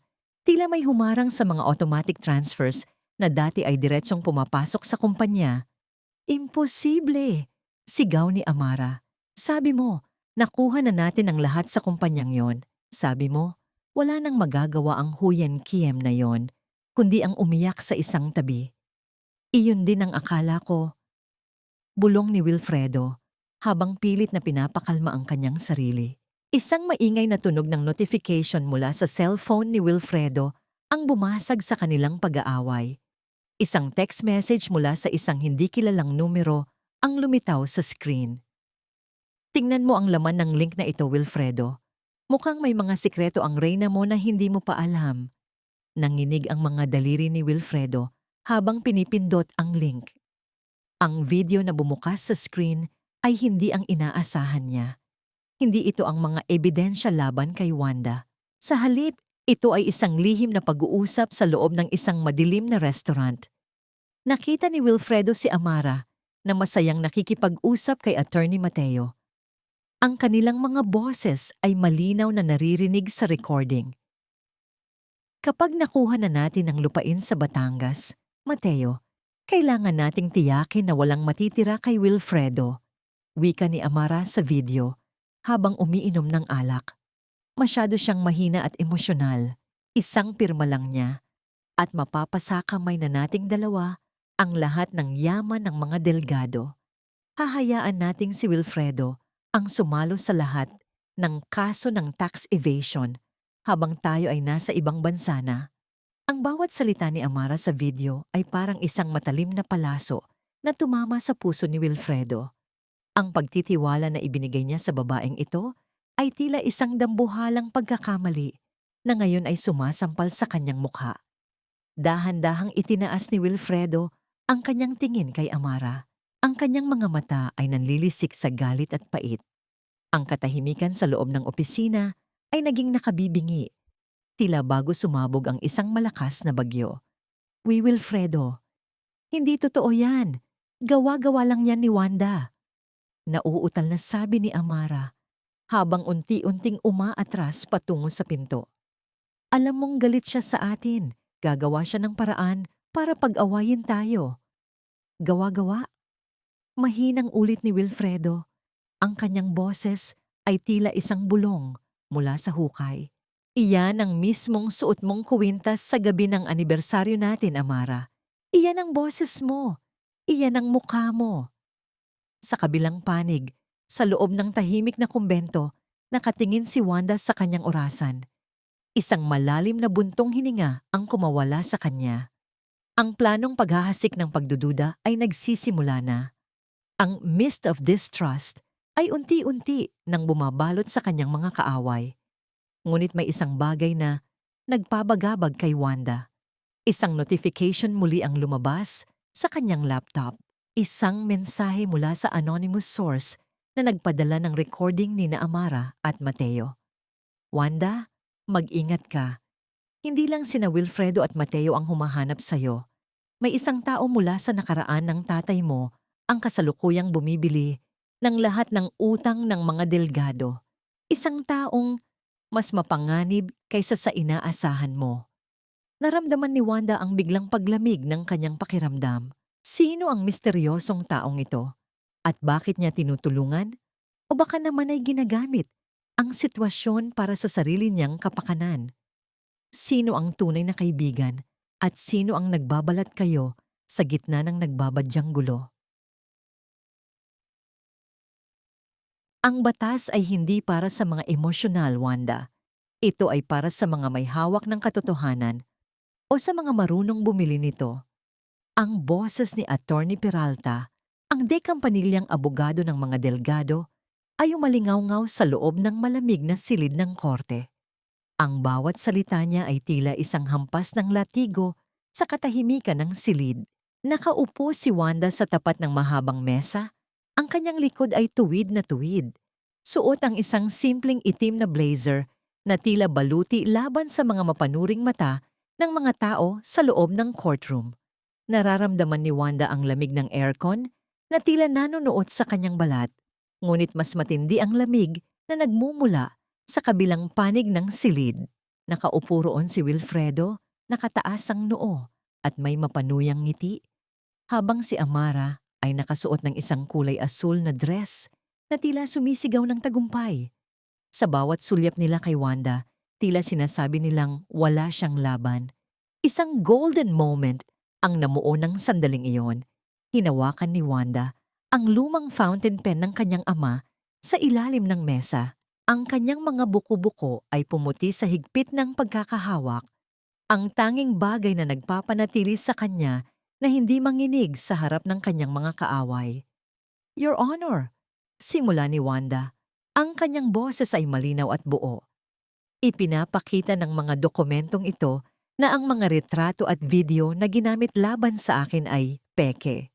Ang mga ito ay produkto ng deepfake technology na ginawa para sirain ang aking dangal at bawiin ang aking mga ari-arian. Nagkaroon ng bulungan sa loob ng korte. Ang tunog ng mga bulong ay tila mga bubuyog na nagkakagulo.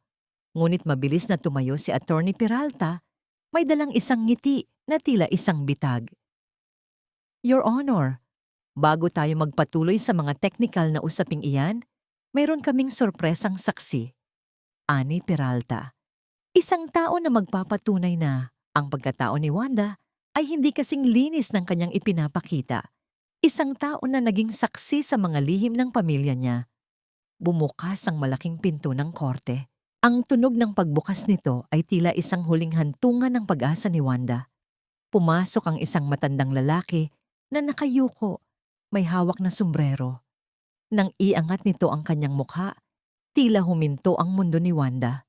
Si Mang Nestor, ang dating clerk ng kanyang ama sa loob ng 20 taon. Ang taong itinuring ni Wanda na pangalawang ama.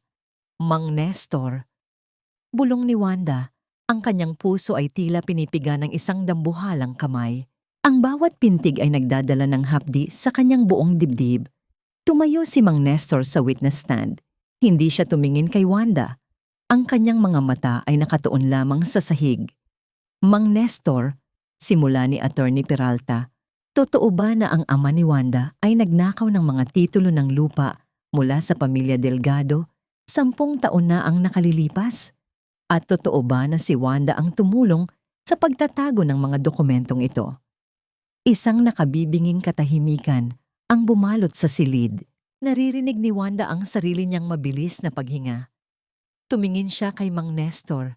Nagmamakaawa ang kanyang mga mata na sabihin ang katotohanan. Oo po. Mahinang sagot ni Mang Nestor. Ang boses niya ay nanginginig pero malinaw na narinig ng lahat. Si Attorney Santiago, nagnakaw siya. At si Wanda, alam niya ang lahat. Siya ang nag-utos sa akin na itago ang mga orihinal na titulo sa lumang bahay nila. Ang bawat salita ni Mang Nestor ay tila mga pako na itinatarak sa krus ng kahihiyan ni Wanda. Naramdaman niya ang pag-ikot ng paligid. Ang mga bulungan sa korte ay naging malalakas na hiyaw sa loob ng kanyang isipan. Ang pagtataksil ng taong pinagkatiwalaan niya ay mas masakit pa sa lahat ng ginawa ni Wilfredo. Sinungaling. Gustong isigaw ni Wanda, pero ang kanyang lalamunan ay tila binarahan ng semento. Hindi siya makagalaw, hindi siya makapagsalita. Nakita ni Wanda ang pagtayo ng judge. Ang tunog ng pagbagsak ng kahoy na gavel ay tila huling hatol sa kanyang kapalaran. The hearing is suspended for today. We will resume tomorrow for cross-examination. Dahan-dahang lumabas ang mga tao. Nilampasan ni Wilfredo si Wanda. Binangga ang kanyang balikat ng sadya. Sabi ko sa'yo, Wanda, you are nothing but a criminal's daughter. See you in jail.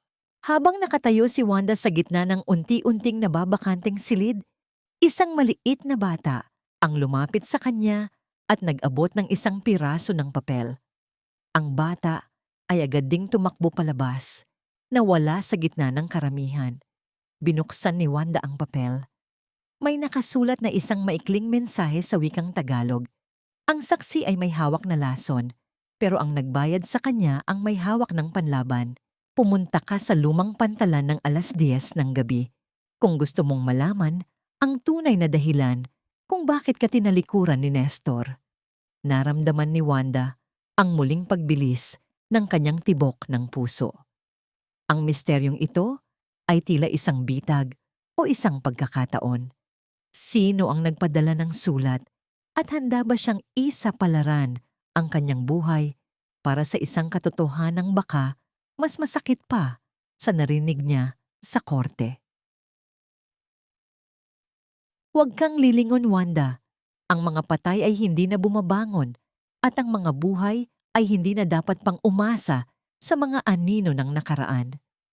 Ang tinig ni Judge Gloria ay tila isang babala na nagmula sa kailaliman ng kanyang diwa, habang si Wanda ay nakatayo sa madilim na pasilyo ng kumbento bago tumuloy sa pantalan.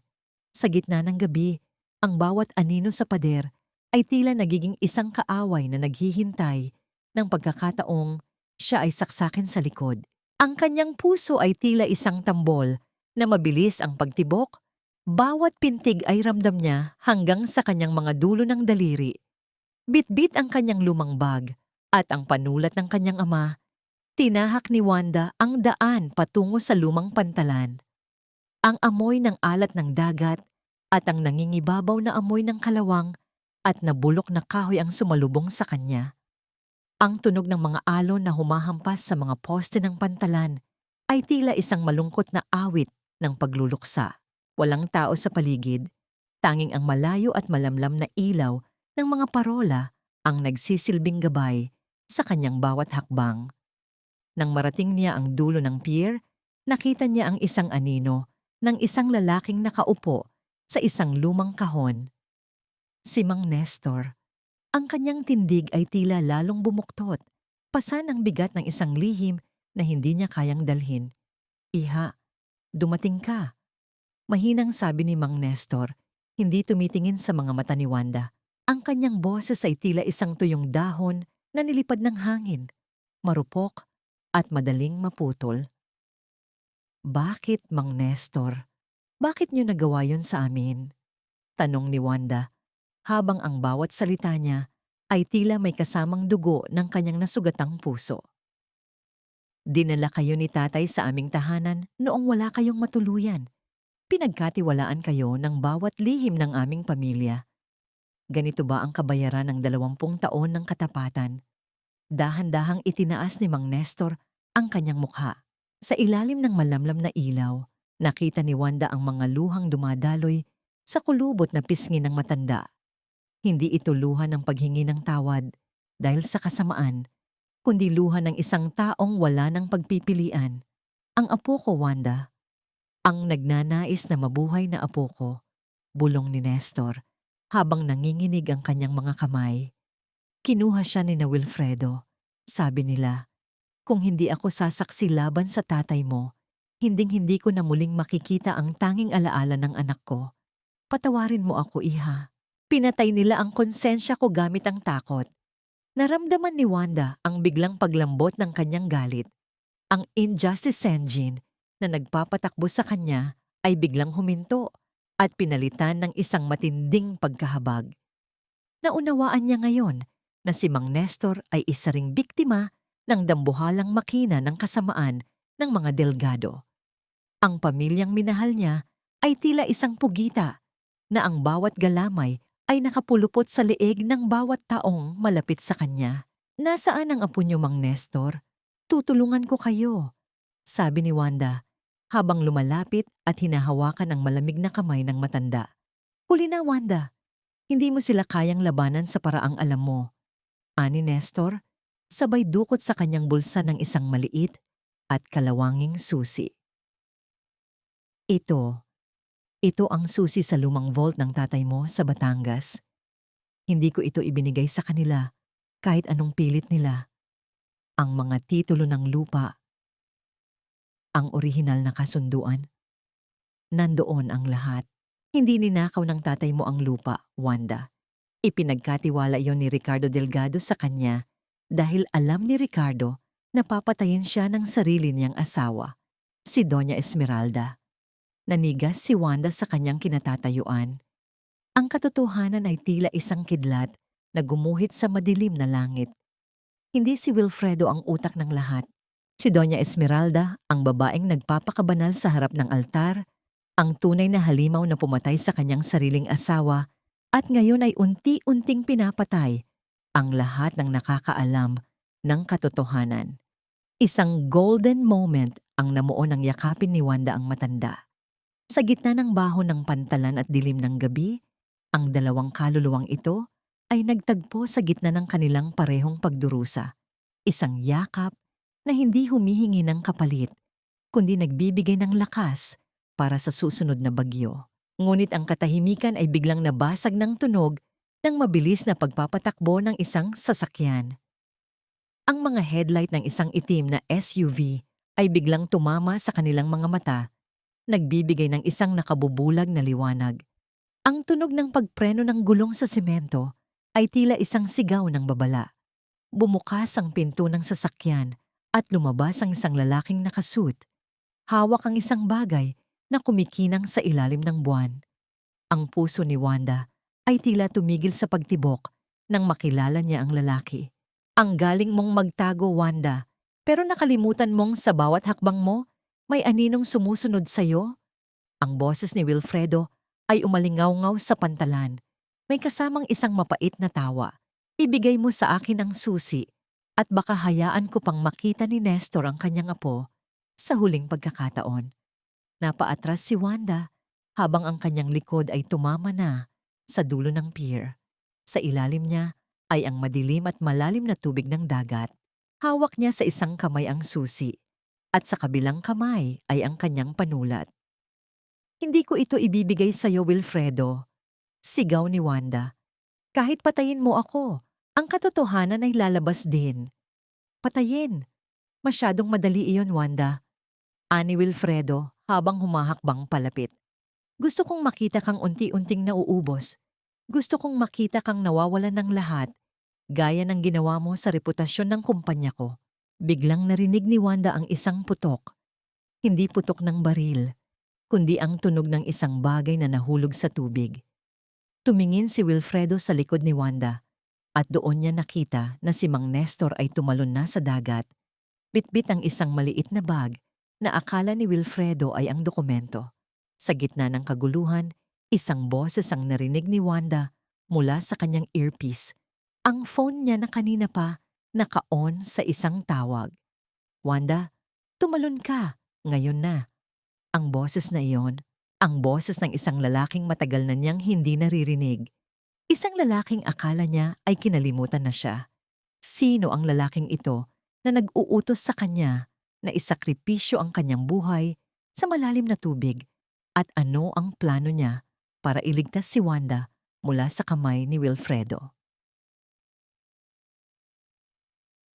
Tumalon ka, Wanda. Ngayon na.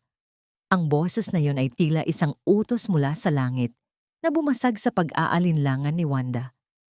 Sa isang pikit mata, hindi na siya nag-isip. Hinayaan niya ang kanyang katawan na mahulog sa madilim at malamig na yakap ng dagat. Ang tunog ng kanyang pagbulusok sa tubig ay tila isang malakas na pagsabog sa katahimikan ng gabi. Ngunit sa ilalim ng dagat, ang lahat ay naging payapa. Isang nakabibinging katahimikan na tila naghihiwalay sa kanya mula sa lahat ng sakit at traidor sa ibabaw. Ang lamig ng tubig ay tila libo-libong karayom na tumutusok sa kanyang balat. Habang unti-unting lumulubog, nakita ni Wanda sa itaas ang liwanag ng mga flashlight ni na Wilfredo na pilit siyang hinahanap. Ngunit sa ilalim, ang kadiliman ang naging kanyang tanging kaibigan. Naramdaman niya ang pagkakaubos ng hangin sa kanyang mga baga. Ang bawat pintig ng kanyang puso ay tila isang paalala ng kanyang huling hininga. Biglang isang malakas na bisig ang pumulupot sa kanyang baywang. Isang tao ang humihila sa kanya patungo sa gilid ng pier, malayo sa paningin ni na Wilfredo. Pag-ahon nila sa isang maliit at tagong bahagi ng pantalan, sinalubong sila ng amoy ng lumang krudo at amag. Hapo at nanginginig, dinala siya ng lalaki sa loob ng isang maliit na speedboat na nakatago sa ilalim ng mga poste ng pantalan. Nandito na ako, Wanda. Ligtas ka na. Bulong ng lalaki habang binabalot siya ng isang makapal na kumot. Nang imulat ni Wanda ang kanyang mga mata, ang tanging nakita niya ay ang pamilyar na mga mata ni Gabriel, ang kanyang dating mortal na kalaban sa law school, ang lalaking palaging sumusubok sa kanyang talino. Ang lalaking akala niya ay kinalimutan na siya matapos niyang piliin si Wilfredo 5 taon na ang nakalilipas. Gabriel, ang tanging nasabi ni Wanda bago siya tuluyang manghina sa bisig nito. Isang golden moment ang namuo ng haplusin ni Gabriel, ang kanyang basang buhok, ang kanyang mga mata ay puno ng pagsisisi at matagal ng kinimkim na pagmamalasakit. Bakit mo ako tinutulungan? Akala ko, galit ka sa akin. Hindi ako kailanman nagalit sa iyo, Wanda. Galit ako sa desisyon mong ipakulong ang sarili mo sa isang buhay na hindi para sa iyo. Sagot ni Gabriel habang mabilis na pinaandar ang makina ng boat. Ang tunog ng makina ay tila isang mabilis na tibok ng puso na nagmamadali sa gitna ng panganib. Mula sa malayo, narinig nila ang mga sigaw ni Wilfredo sa pantalan. Hanapin niyo siya. Huwag niyo siyang hahayaang makatakas. Ang galit sa boses ni Wilfredo ay tila isang apoy na pilit silang inaabot. Ngunit ang dagat ay naging isang dambuhalang pader na naghihiwalay sa kanila. Habang bumibilis ang takbo ng boat, dinala ni Gabriel si Wanda patungo sa pampang ng Batangas. Doon, sa ilalim ng liwanag ng buwan, nakatayo ang isang lumang bodega na gawa sa bato. Ang lihim na vault ng kanyang ama. Ang amoy ng lumang semento at alat ng hangin ang sumalubong sa kanila. Ito na yon, Wanda. Ang susi ni Mang Nestor, ani Gabriel, habang iniabot ang kalawanging susi. Nanginginig ang mga kamay ni Wanda habang ipinapasok ang susi sa lumang kandado. Ang tunog ng pagpihit ng bakal ay tila isang huling hantungan ng lahat ng kanyang mga katanungan. Nang bumukas ang pinto, ang alikabok ay sumalubong sa kanila, kasama ang amoy ng lumang papel at selyadong wax. Sa loob ng vault, nakita ni Wanda ang isang maliit na kahon na may pangalan niya, para kay Wanda, ang aking Huyen Kiem. Sa loob ng kahon, hindi lamang ang mga titulo ng lupa ang nandoon. Nakita ni Wanda ang isang diary ng kanyang ama at isang recorder na may petsang isang gabi bago ito pumanaw. Ngunit bago pa man niya mapindot ang play button, isang malamig na tinig ang narinig nila mula sa madilim na sulok ng bodega. Akala niyo ba ay ganoon kadaling makuha ang katotohanan? Dahan-dahang lumabas ang isang anino mula sa kadiliman. Hindi ito si Wilfredo, hindi rin ito si Doña Esmeralda. Ang taong nakatayo sa harap nila ay ang taong hinding-hindi kailanman inakala ni Wanda na makikita niya sa loob ng vault ng kanyang ama. Tito Mateo? Bulong ni Wanda, ang kanyang puso ay tila tumigil sa pagtibok. Ngunit sa pagkakataong ito, si Mateo ay walang hawak na dokumento. Hawak niya ang isang litrato, ang litrato ng ama ni Wanda na may kasamang isang babaeng kamukha ni Doña Esmeralda, ngunit may mga matang tila kay Amara. Ang akala niyo ay tungkol lamang ito sa pera at lupa. Ani Mateo, ang kanyang boses ay tila isang nakatatakot na himig. Hindi niyo alam na ang dugong nananalaytay sa mga ugat ni Amara ay ang dugong matagal nang kinalimutan ng mga delgado at ng tatay mo. Naramdaman ni Wanda ang pag-ikot ng kanyang mundo. Ang bawat katotohanan ay tila isang lason na unti-unting kumakalat sa kanyang isipan. Ano ang tunay na ugnayan ni Amara sa pamilya Santiago at Delgado? At bakit handang pumatay si Mateo para protektahan ang lihim na ito? Sa labas, ang tunog ng papalapit na mga sasakyan ay tila isang hudyat ng huling digmaan. Ang climax part 1 ay nagsisimula pa lamang at ang Huyen Kiem ay kailangan ng magpasya. Katotohanan o kaligtasan? Hindi mo ba naisip, Wanda, kung bakit ganun na lang ang malasakit ng tatay mo kay Amara noong bata pa kayo? It wasn't charity, Wanda. It was guilt. Amara is your half-sister. Ang bunga ng isang pagkakamaling pilit, itinago ng tatay mo sa loob ng maraming taon. Ang mga salitang iyon ni Attorney Mateo ay tila isang malakas na dagundong ng kulog na yumanig sa buong pagkatao ni Wanda. Sa loob ng madilim at maalikabok na vault, ang bawat hininga niya ay tila naging maliliit na tinik na sumusugat sa kanyang lalamunan. Napatingin siya sa suot niyang lumang locket, ang locket na naglalaman ng litrato ng kanyang ama, at naramdaman niya ang isang matinding pag-ikot ng paligid. Ang imahe ng kanyang ama bilang isang perpekto at malinis na tao ay unti-unting nagkakaroon ng mga lamat. Tila isang salaming dahan-dahang nagkakabiyak-biyak. Sinungaling. Bulong ni Wanda.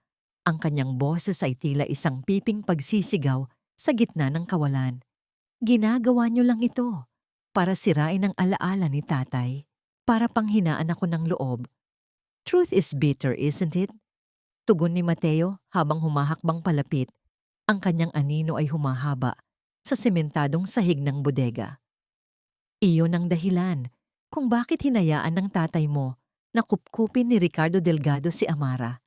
At iyon din ang dahilan kung bakit si Ricardo, bago siya mamatay, ay ipinangalan ng lupain sa tatay mo. Bilang panigurado na balang araw, mapupunta ang yaman kay Amara. Pero nagkamali si Ricardo dahil ang asawa niyang si Esmeralda ay mas matalino sa inyong lahat. Ginamit niya si Wilfredo para makuha ka. Para sa huli, ang lahat ng lupain ay bumalik sa mga Delgado. Naramdaman ni Wanda ang paghawak ni Gabriel sa kanyang balikat. Ang init ng palad nito ay tila isang angkla na nagpapanatili sa kanya sa gitna ng nagngangalit na bagyo ng mga emosyon. Huwag kang makinig sa kanya, Wanda. Focus on the documents. Focus on the law. Bulong ni Gabriel, ang kanyang boses ay puno ng determinasyon. Dali-daling binuksan ni Wanda ang diary ng kanyang ama na nasa loob ng kahon. Ang amoy ng lumang tinta at papel ay sumalubong sa kanya. Isang amoy na dati ay nagbibigay ng kapayapaan, pero ngayon ay puno ng pangamba. Sa huling pahina ng diary, nakita niya ang sulat kamay ng kanyang ama. Magulo at tila isinulat sa ilalim ng matinding takot. Alam ko ang balak ni Esmeralda. Alam ko ang lihim ni Amara. Kung sakaling basahin mo ito, Wanda, tandaan mo, ang moral turpitude clause sa kasunduan ay hindi lamang para protektahan ang yaman. Ito ay para ilantad ang lahat ng krimen. Ang sino mang gumamit ng dahas, panlilinlang o pumatay para makuha ang lupaing ito ay automatikong mawawala ng karapatan sa bawat sentimo ng pamilya Delgado. Isang golden moment ang namuo ng mapagtanto ni Wanda ang lahat. Hindi lang pala ito tungkol sa pagkakaroon ng anak sa labas. Ito ay tungkol sa isang dambuhalang sabwatan. Ang pagpapakasal ni Wilfredo sa kanya ay hindi lamang para sa shares, kundi para magkaroon ng legal na basehan ang paglipat ng lupaing ninakaw ni na Esmeralda mula sa kanyang ama. Ibigay mo sa akin ang dokumentong yan, Wanda. Sigaw ni Mateo habang bumubunot ng isang baril mula sa kanyang jacket. Ang tunog ng pagkasa ng bakal ay umalingaw-ngaw sa loob ng bodega, tila huling hatol sa kanilang kaligtasan. Huwag mong hayaang dumanak ang dugo sa lugar na ito. Ibigay mo ang orihinal na MOA. Hindi, Tito Mateo, mariing sabi ni Wanda. Itinaas niya ang kanyang ulo, ang huyan kiem. Sa kanyang mga mata ay muling nagliliyab, mas matalim at mas mapanganib kaysa dati. Ang dokumentong ito ay hindi lamang papel. Ito ang hatol sa inyong lahat. Ang pagpatay nyo kay Ricardo Delgado, ang pag-torture nyo sa konsensya ni Mang Nestor, at ang pagtatangka nyong burahin ang dangal ko, lahat iyan ay nakasulat sa pagitan ng mga linyang ito. Biglang narinig ang tunog ng sunod-sunod na pagpreno ng mga sasakyan sa labas ng bodega.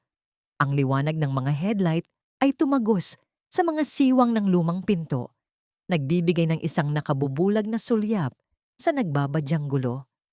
Ang tunog ng mga yabag ng sapatos sa labas ay tila isang papalapit na hukbo. Nandyan na sila, bulong ni Gabriel habang hinihila si Wanda sa likod ng isang makapal na poste ng semento. Bumukas ang dambuhalang pinto ng bodega. Ang tunog ng pag-ingit ng bakal ay tila isang hiyaw ng demonyo. Pumasok si Wilfredo, hingal na hingal. Ang kanyang mukha ay puno ng galit at desperasyon. Kasunod niya si Doña Esmeralda, na kahit sa gitna ng dumi ng bodega, ay nagagawa pa ring magmukhang banal at makapangyarihan. Tapusin na natin ito, Wanda, ani Wilfredo, habang lumalapit sa gitna ng bodega. Ibigay mo ang dokumento at pangako, hahayaan ko kayong makaalis ni Gabriel ng buhay. Pero kung hindi, hinding-hindi na kayo sisikatan ng araw. Ngunit sa gitna ng tensyon, napansin ni Wanda ang isang bagay sa cellphone na hawak ni Wilfredo. Isang live stream na kasalukuyang tumatakbo. Napangiti si Wanda, isang ngiting puno ng pait at tagumpay. Huli na kayo, Wilfredo, Doña Esmeralda, sabi ni Wanda habang itinaas ang kanyang sariling phone. Ang bawat salitang sinabi niyo, ang pag-amin ni Mateo tungkol sa pagpatay kay Ricardo, Lahat iyan ay live na napapanood ng buong Pilipinas ngayon. Hindi na ito tungkol sa lupa. Ito ay tungkol sa inyong lahat na mabubulok sa kulungan. Ang katahimikan na sumunod ay naging nakabibingi. Ang bawat mukha ng kanyang mga kaaway ay unti-unting namutla, tila mga bangkay na naglalakad sa ilalim ng malamlam na ilaw ng bodega. Anong ginawa mo? Nauutal na tanong ni Esmeralda. Ang kanyang boses ay tila isang marupok na kristal na malapit ng mabasag. Sa isang iglap, isang malakas na tunog ng sirena ng pulis ang umalingaw-ngaw sa paligid ng bodega. Ang asol at pulang liwanag ay nagsimulang sumilip sa bintana. Tila isang makulay na katarungang dumating sa tamang oras. Ngunit bago pa man makakilos ang sinuman, itinutok ni Wilfredo ang kanyang baril kay Wanda. Ang kanyang mga mata ay puno ng kabaliwan. Kung babagsak ako, Wanda, isasama kita sa impyerno. Isang putok ang narinig. Hindi mula sa baril ni Wilfredo, kundi isang tunog ng pagbagsak ng isang bagay sa sahig. Sino ang bumaril at handa ba si Wanda na harapin ang huling katotohanan na maaaring magpabago sa kanyang buhay habang buhay? Hindi ang kamatayan ang pinakamabigat na parusa, kundi ang mabuhay sa gitna ng kahihiyang ikaw mismo ang gumawa. Ang matalim na tunog ng pagputok ng baril ay bumasag sa katahimikan ng bodega. Ngunit ang bala ay hindi tumama sa dibdib ni Wanda. Sa isang iglap, bago pa man mahila ni Wilfredo ang gatilyo ng tuluyan, mabilis na dinaluhong ni Gabriel ang lalaki. Ang tunog ng pagkiskis ng kanilang mga sapatos sa semento at ang marahas na pagbagsak ng kanilang mga katawan sa sahig ay tila isang huling pakikipagtuos sa pagitan ng kabutihan at kasamaan. Ang baril ay tumilapon sa madilim na sulok, lumikha ng isang malamig na tunog ng bakal laban sa bato. Agad na pumasok ang mga operatiba ng pulisya, ang liwanag ng kanilang mga tactical flashlight ay tila mga espada ng katarungang humihiwa sa kadiliman. Ang bawat sulok ng bodega ay naliwanagan. Inilalantad ang mga mukha ng mga taong binuo ang kanilang kapangyarihan sa ibabaw ng mga bangkay at kasinungalingan. Huwag kayong kikilos. Itaas ang inyong mga kamay. Ang sigaw ng mga pulis ay umalingaw-ngaw, nangingibabaw sa ingay ng papalapit na mga sirena sa labas. Nakita ni Wanda si Wilfredo na nakadapa sa sahig. Ang kanyang mamahaling suit ay punong-puno na ng alikabok at dumi. Ang mukha nito, na dati ay puno ng yabang, ngayon ay kakikitaan ng sukdulang takot at kawalan ng pag-asa. Sa tabi naman, si Doña Esmeralda ay nananatiling nakatayo ng tuwid, ngunit ang kanyang mga kamay ay nanginginig habang dahan-dahang pinupuluputan ng matigas na bakal ng posas. Ang tunog ng pag-click ng posas ay tila huling hantungan ng kanyang huwad na kabanalan. Isang golden moment ang namuo nang magtama ang paningin ni Wanda at Esmeralda. Sa unang pagkakataon sa loob ng 5 taon, hindi ibinaba ni Wanda ang kanyang tingin. Wala na ang takot, wala na ang utang na loob na palaging ipinupukol sa kanya. Wanda, anak, pakinggan mo ako. Pilit na pagsusumamo ni Esmeralda. Ang kanyang boses ay tila isang marupok na sinulid na malapit ng maputol. Ginawa ko lang ito para sa ating pamilya, para sa inyo ni Wilfredo. Huwag mong hayaang mabulok kami sa kulungan. Ang pamilya, Doña Esmeralda, ay binuo sa pagmamahal at katotohanan, hindi sa pagnanakaw at pagpatay. Mahinahong sagot ni Wanda. Ang kanyang boses ay malalim, buo, at puno ng awtoridad ng isang babaeng muling nahanap ang kanyang sariling tinig. Hindi ko kayo ipinapakulong. Ang sarili niyo ang nagbilanggo sa inyo sa sandaling pinili niyong talikuran ang katarungan. Habang inilalabas ng mga pulis si Wilfredo, narinig ang kanyang malalakas na pagtutol, mga salitang puno ng galit at pagtanggi na tila isang sugatang hayop na pilit kumakawala. Ngunit sa paglipas ng mga sandali, ang kanyang mga sigaw ay unti-unting nawala. Nilamon ng malamig at tahimik na gabi. Lumingon si Wanda kay Gabriel na kasalukuyang pinupunasan ang sugat sa kanyang braso. May bakas pa ng pagod sa kanyang mukha, ngunit nananatili ang katahimikan sa kanyang mga mata. Dahan-dahang lumapit si Wanda at hinawakan ang kanyang kamay. Walang salita ang namagitan sa kanila, ngunit sapat na ang titig na kanilang ipinagpalitan. Sa katahimikang yon, may pasasalamat, may pag-unawa, at may isang mahinang pag-asa. Isang tahimik na pangako na kahit gaano kasakit ang pinagdaanan, may pagkakataon pa ring magsimula muli at unti-unting maghilom ang mga sugat ng nakaraan. Tapos na ba, Wanda? Tanong ni Gabriel. Ang kanyang boses ay puno ng pag-aalala. Sa kanila, tapos na. Pero sa atin, nagsisimula pa lang ang tunay na pagbawi. Sagot ni Wanda. Ngunit sa gitna ng tagumpay, napansin ni Wanda na wala si Amara sa loob ng bodega. Mabilis niyang tiningnan ang live stream sa kanyang phone at doon niya nakita ang isang breaking news. Isang kotse ang natagpo ang nahulog sa isang bangin sa malapit na probinsya. At ang sasakyang yon ay nakarehistro sa pangalan ni Amara. Naramdaman ni Wanda ang biglang paglamig ng kanyang pakiramdam. Namatay ba si Amara sa pagtakas? O ito ba ay isa na namang planadong dula-dulaan para takasan ang katarungan? Ang misteryong ito ay tila isang bukas na sugat na hindi pa handang maghilom. Sa kabilang panig, ang orihinal na MOA na hawak ni Wanda ay naging selyo ng kanyang kalayaan. Ang Moral Turpitude Clause ay tuluyan nang nag-activate.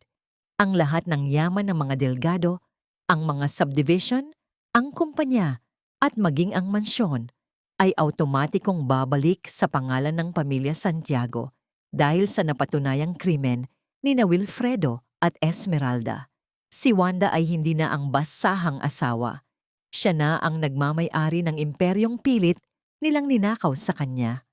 Huyan Kiem ay muling nagliwanag, hindi para pumatay, kundi para magbigay ng liwanag sa mga taong nasa dilim.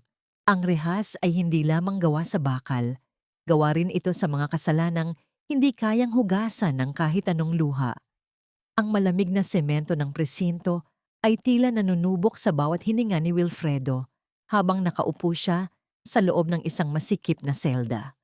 Wala na ang kanyang mamahaling kurbata, wala na ang bango ng kanyang imported na pabango, at wala na rin ang kapangyarihang dati ay ginagamit niya para tapakan ang dangal ng ibang tao. Ang tanging naririnig niya ay ang paulit-ulit na tunog ng bentilador sa kisame na tila nanunumbat sa kanyang bawat pagkakamali. Sa kabilang selda, si Doña Esmeralda ay nakaupo sa isang matigas na bangko. Suot ang kulay kahel na uniporme ng mga bilanggo. Ang kanyang mga kamay na dati ay pinalalamutian ng mga dambuhalang diamante. Ngayon ay wala ng suot, kundi ang mga marka ng dumi at pangungulila. Ang bawat kulubot sa kanyang mukha ay tila naging mas malalim. Inilalantad ang katotohanang sa likod ng kanyang huwad na kabanalan ay isang pusong puno ng kasakiman. Dahan-dahang pumasok si Wanda sa bisitahan, kasama si Gabriel. Suot niya ang isang simpleng puting bestido na tila sumisimbolo sa kanyang muling pagsilang. Ang bawat hakbang niya sa semento ay lumilikha ng isang matatag na tunog, hudyat ng isang babaeng hindi na kailanman muling yuyuko sa takot.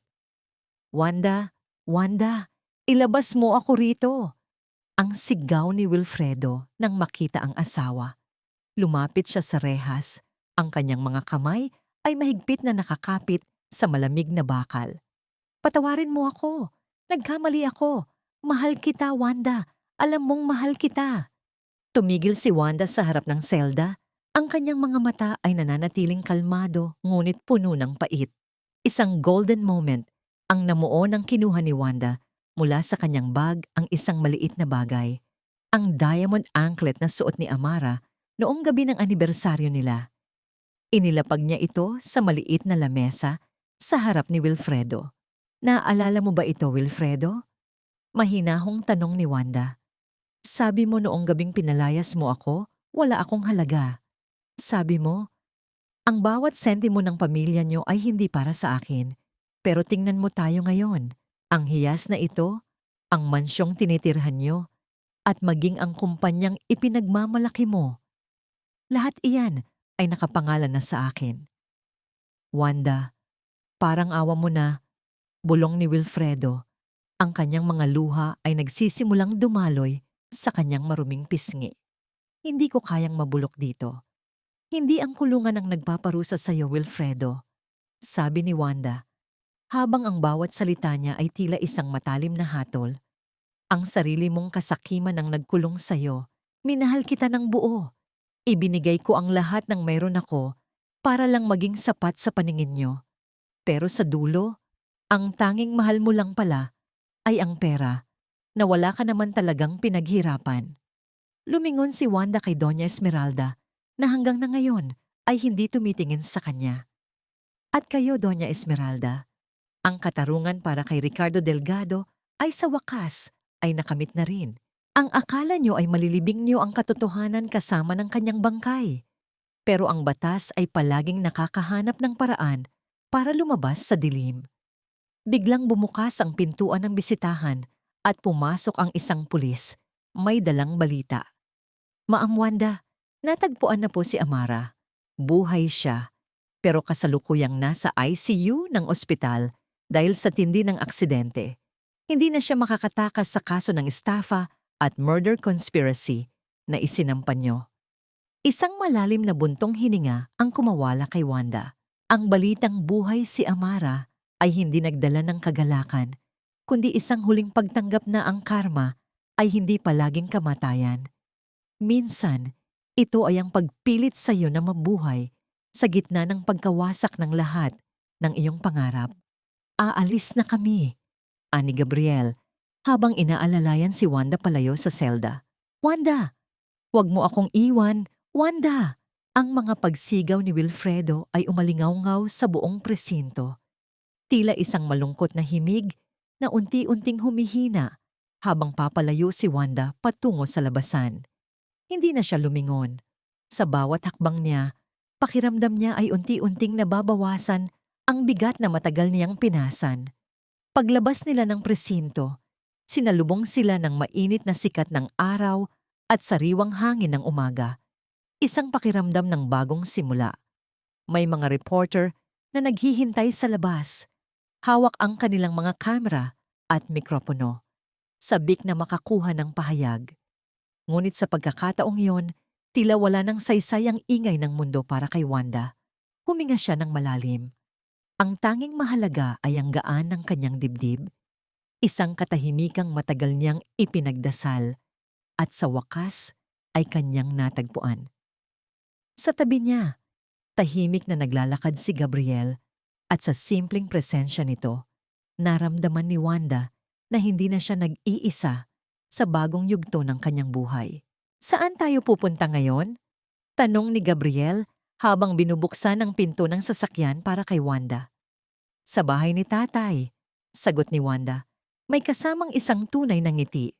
Doon kung saan nagsimula ang lahat at kung saan magsisimula ang bagong bukas para sa akin at para sa nanay. Habang bumibilis ang takbo ng sasakyan palayo sa presinto, nakita ni Wanda sa rearview mirror ang dambuhalang building ng Delgado Group. Sa isang iglap, ang pangalan ng kumpanya ay dahan-dahang binababa ng mga trabahador, papalitan ng isang bagong pangalan na magdadala ng tunay na dangal sa kanilang pamilya. Ang Hoyen Kiem ay hindi na kailangan pang lumaban dahil sa dulo, ang katotohanan ang gumawa ng paraan para siya ay mapalaya.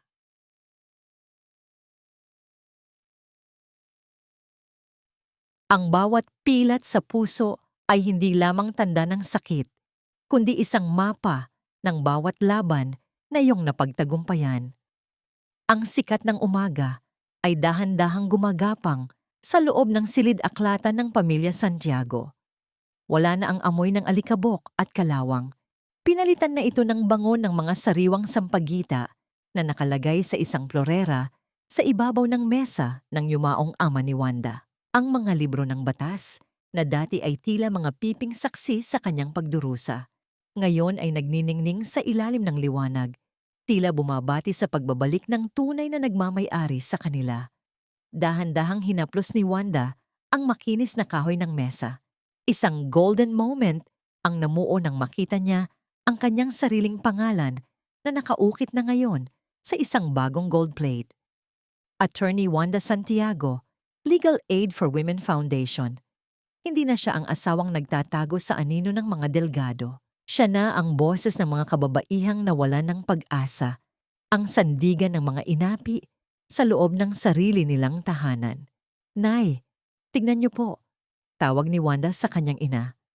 Nakatayo si Judge Gloria sa pintuan, suot ang isang malinis na asul na bestido. Sa isang pambihirang pagkakataon, ang mga mata ng matanda ay puno ng linaw at katalinuhan. Lumapit siya kay Wanda at hinawakan ng kamay ng kanyang anak.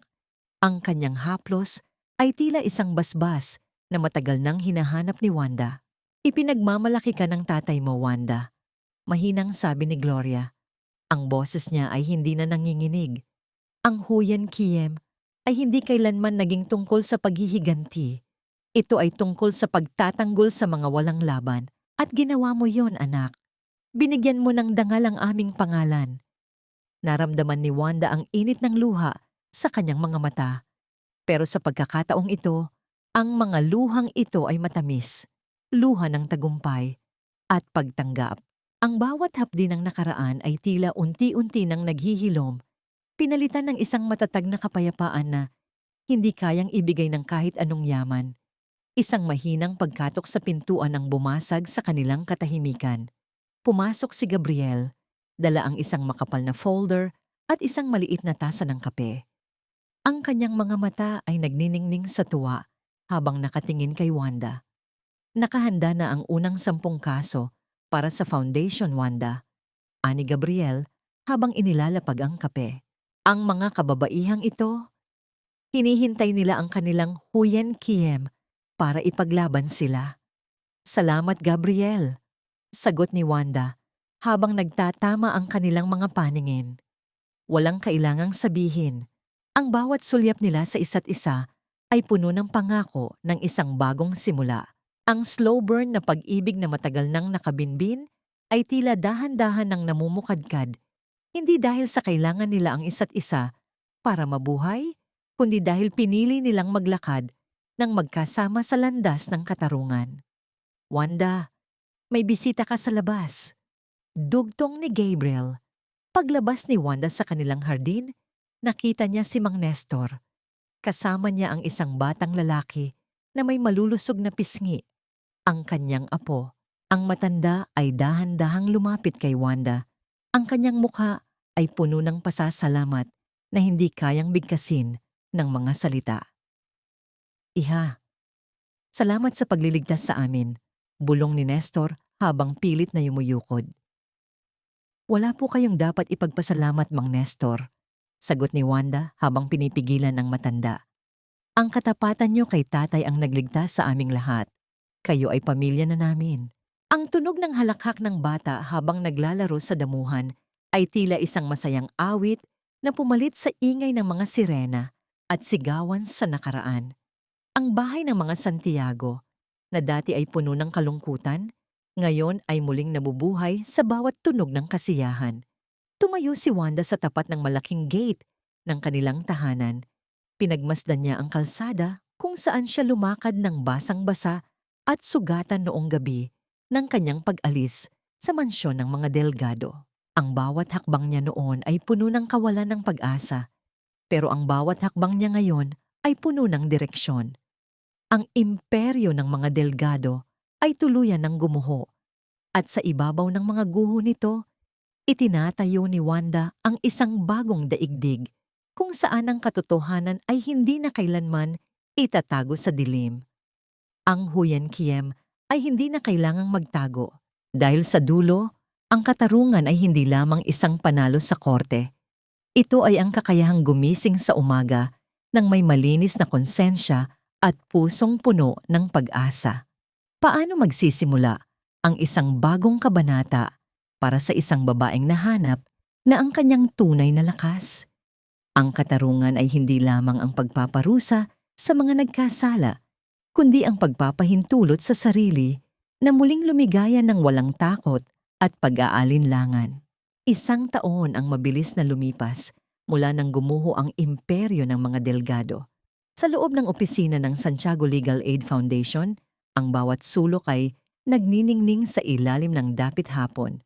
Ang amoy ng kape at bagong lathalang mga libro ng batas ay humahalimuyak sa hangin.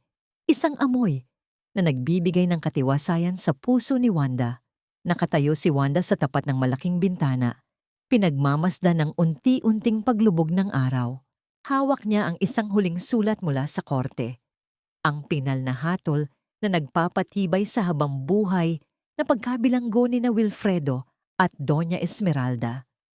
Ang bawat salita sa papel ay tila isang malalim na buntong hininga ng kanyang kaluluwa. Nagawa mo na, Wanda, bulong niya sa kanyang sarili. Isang golden moment ang namuo ng dahan-dahan niyang bitawan ang sulat sa ibabaw ng mesa. Hindi na ito isang sandata ng galit. Ito ay isa na lamang paalala ng isang kabanatang tuluyan na niyang isinara. Tapos na ang oras ng pagtatrabaho, Attorney Santiago. Oras na para sa ating hapunan. Ang boses ni Gabriel ay malambot at puno ng lambing habang nakasandal ito sa pinto. Lumapit si Gabriel at hinawakan ang kamay ni Wanda. Ang init ng palad nito ay tila isang pangako ng proteksyon na hindi kailanman naghahanap ng kapalit. Sa loob ng 1 taon, si Gabriel ang naging anino ng kalinga sa likod ng bawat tagumpay ni Wanda. Hindi siya nagmadali, hindi siya namilit, hinayaan niya ang puso ni Wanda na kusa at dahan-dahang maghilom sa sarili nitong bilis. Salamat, Gabriel, tugon ni Wanda, habang ang kanyang mga mata ay nagniningning sa pag-asa. Salamat sa pananatili sa tabi ko, kahit noong ang tanging dala ko lang ay ang aking mga sugat. Ang mga sugat mo ang nagturo sa akin kung gaano kakatapang, Wanda. Sagot ni Gabriel, sabay haplos sa kanyang pisngi. Ang kanilang mga titig ay nagtagpo, puno ng kilig na nagmumula sa malalim na respeto at tunay na pag-ibig. Sa labas, sa kanilang hardin, narinig ang tunog ng masayang tawanan ni na Judge Gloria at Mang Nestor. Ang kanilang ina ay tila bumalik na sa dating sigla. Bagamat may mga saglit pa rin ng paglimot, ang kanyang puso ay nananatiling puno ng pagmamalaki para sa kanyang anak. Ang tunog ng mga kuliglig sa paligid at ang marahang pag-ihip ng hangin ay tila isang orkestra ng kapayapaan na bumabalot sa kanilang tahanan. Ang katanungang, nakamit na ba ang kapayapaan? Ang sagot ay naririnig sa bawat tibok ng puso ni Wanda na hindi na nanginginig sa takot. Ang pagpapatawad, hindi ito para sa mga Delgado, kundi para sa kanyang sarili. Pinatawad na ni Wanda ang kanyang sarili sa pananatili sa isang relasyong sumira sa kanya dahil ang pagkakamaling iyon ang nagdala sa kanya sa kanyang tunay na misyon. Ang aral na nais iwan ng kwentong ito sa bawat tagapakinig. Ang tunay na yaman ng isang babae ay hindi nasusukat sa kanyang asawa o sa ginto, kundi sa kanyang talino at sa tapang niyang bawiin ang kanyang sariling dangal mula sa putikan. Habang ang gabi ay dahan-dahang lumalalim, ang Huyen Kiem ay hindi na isang espada ng digmaan, kundi isang sulo ng liwanag para sa mga nangangailangan.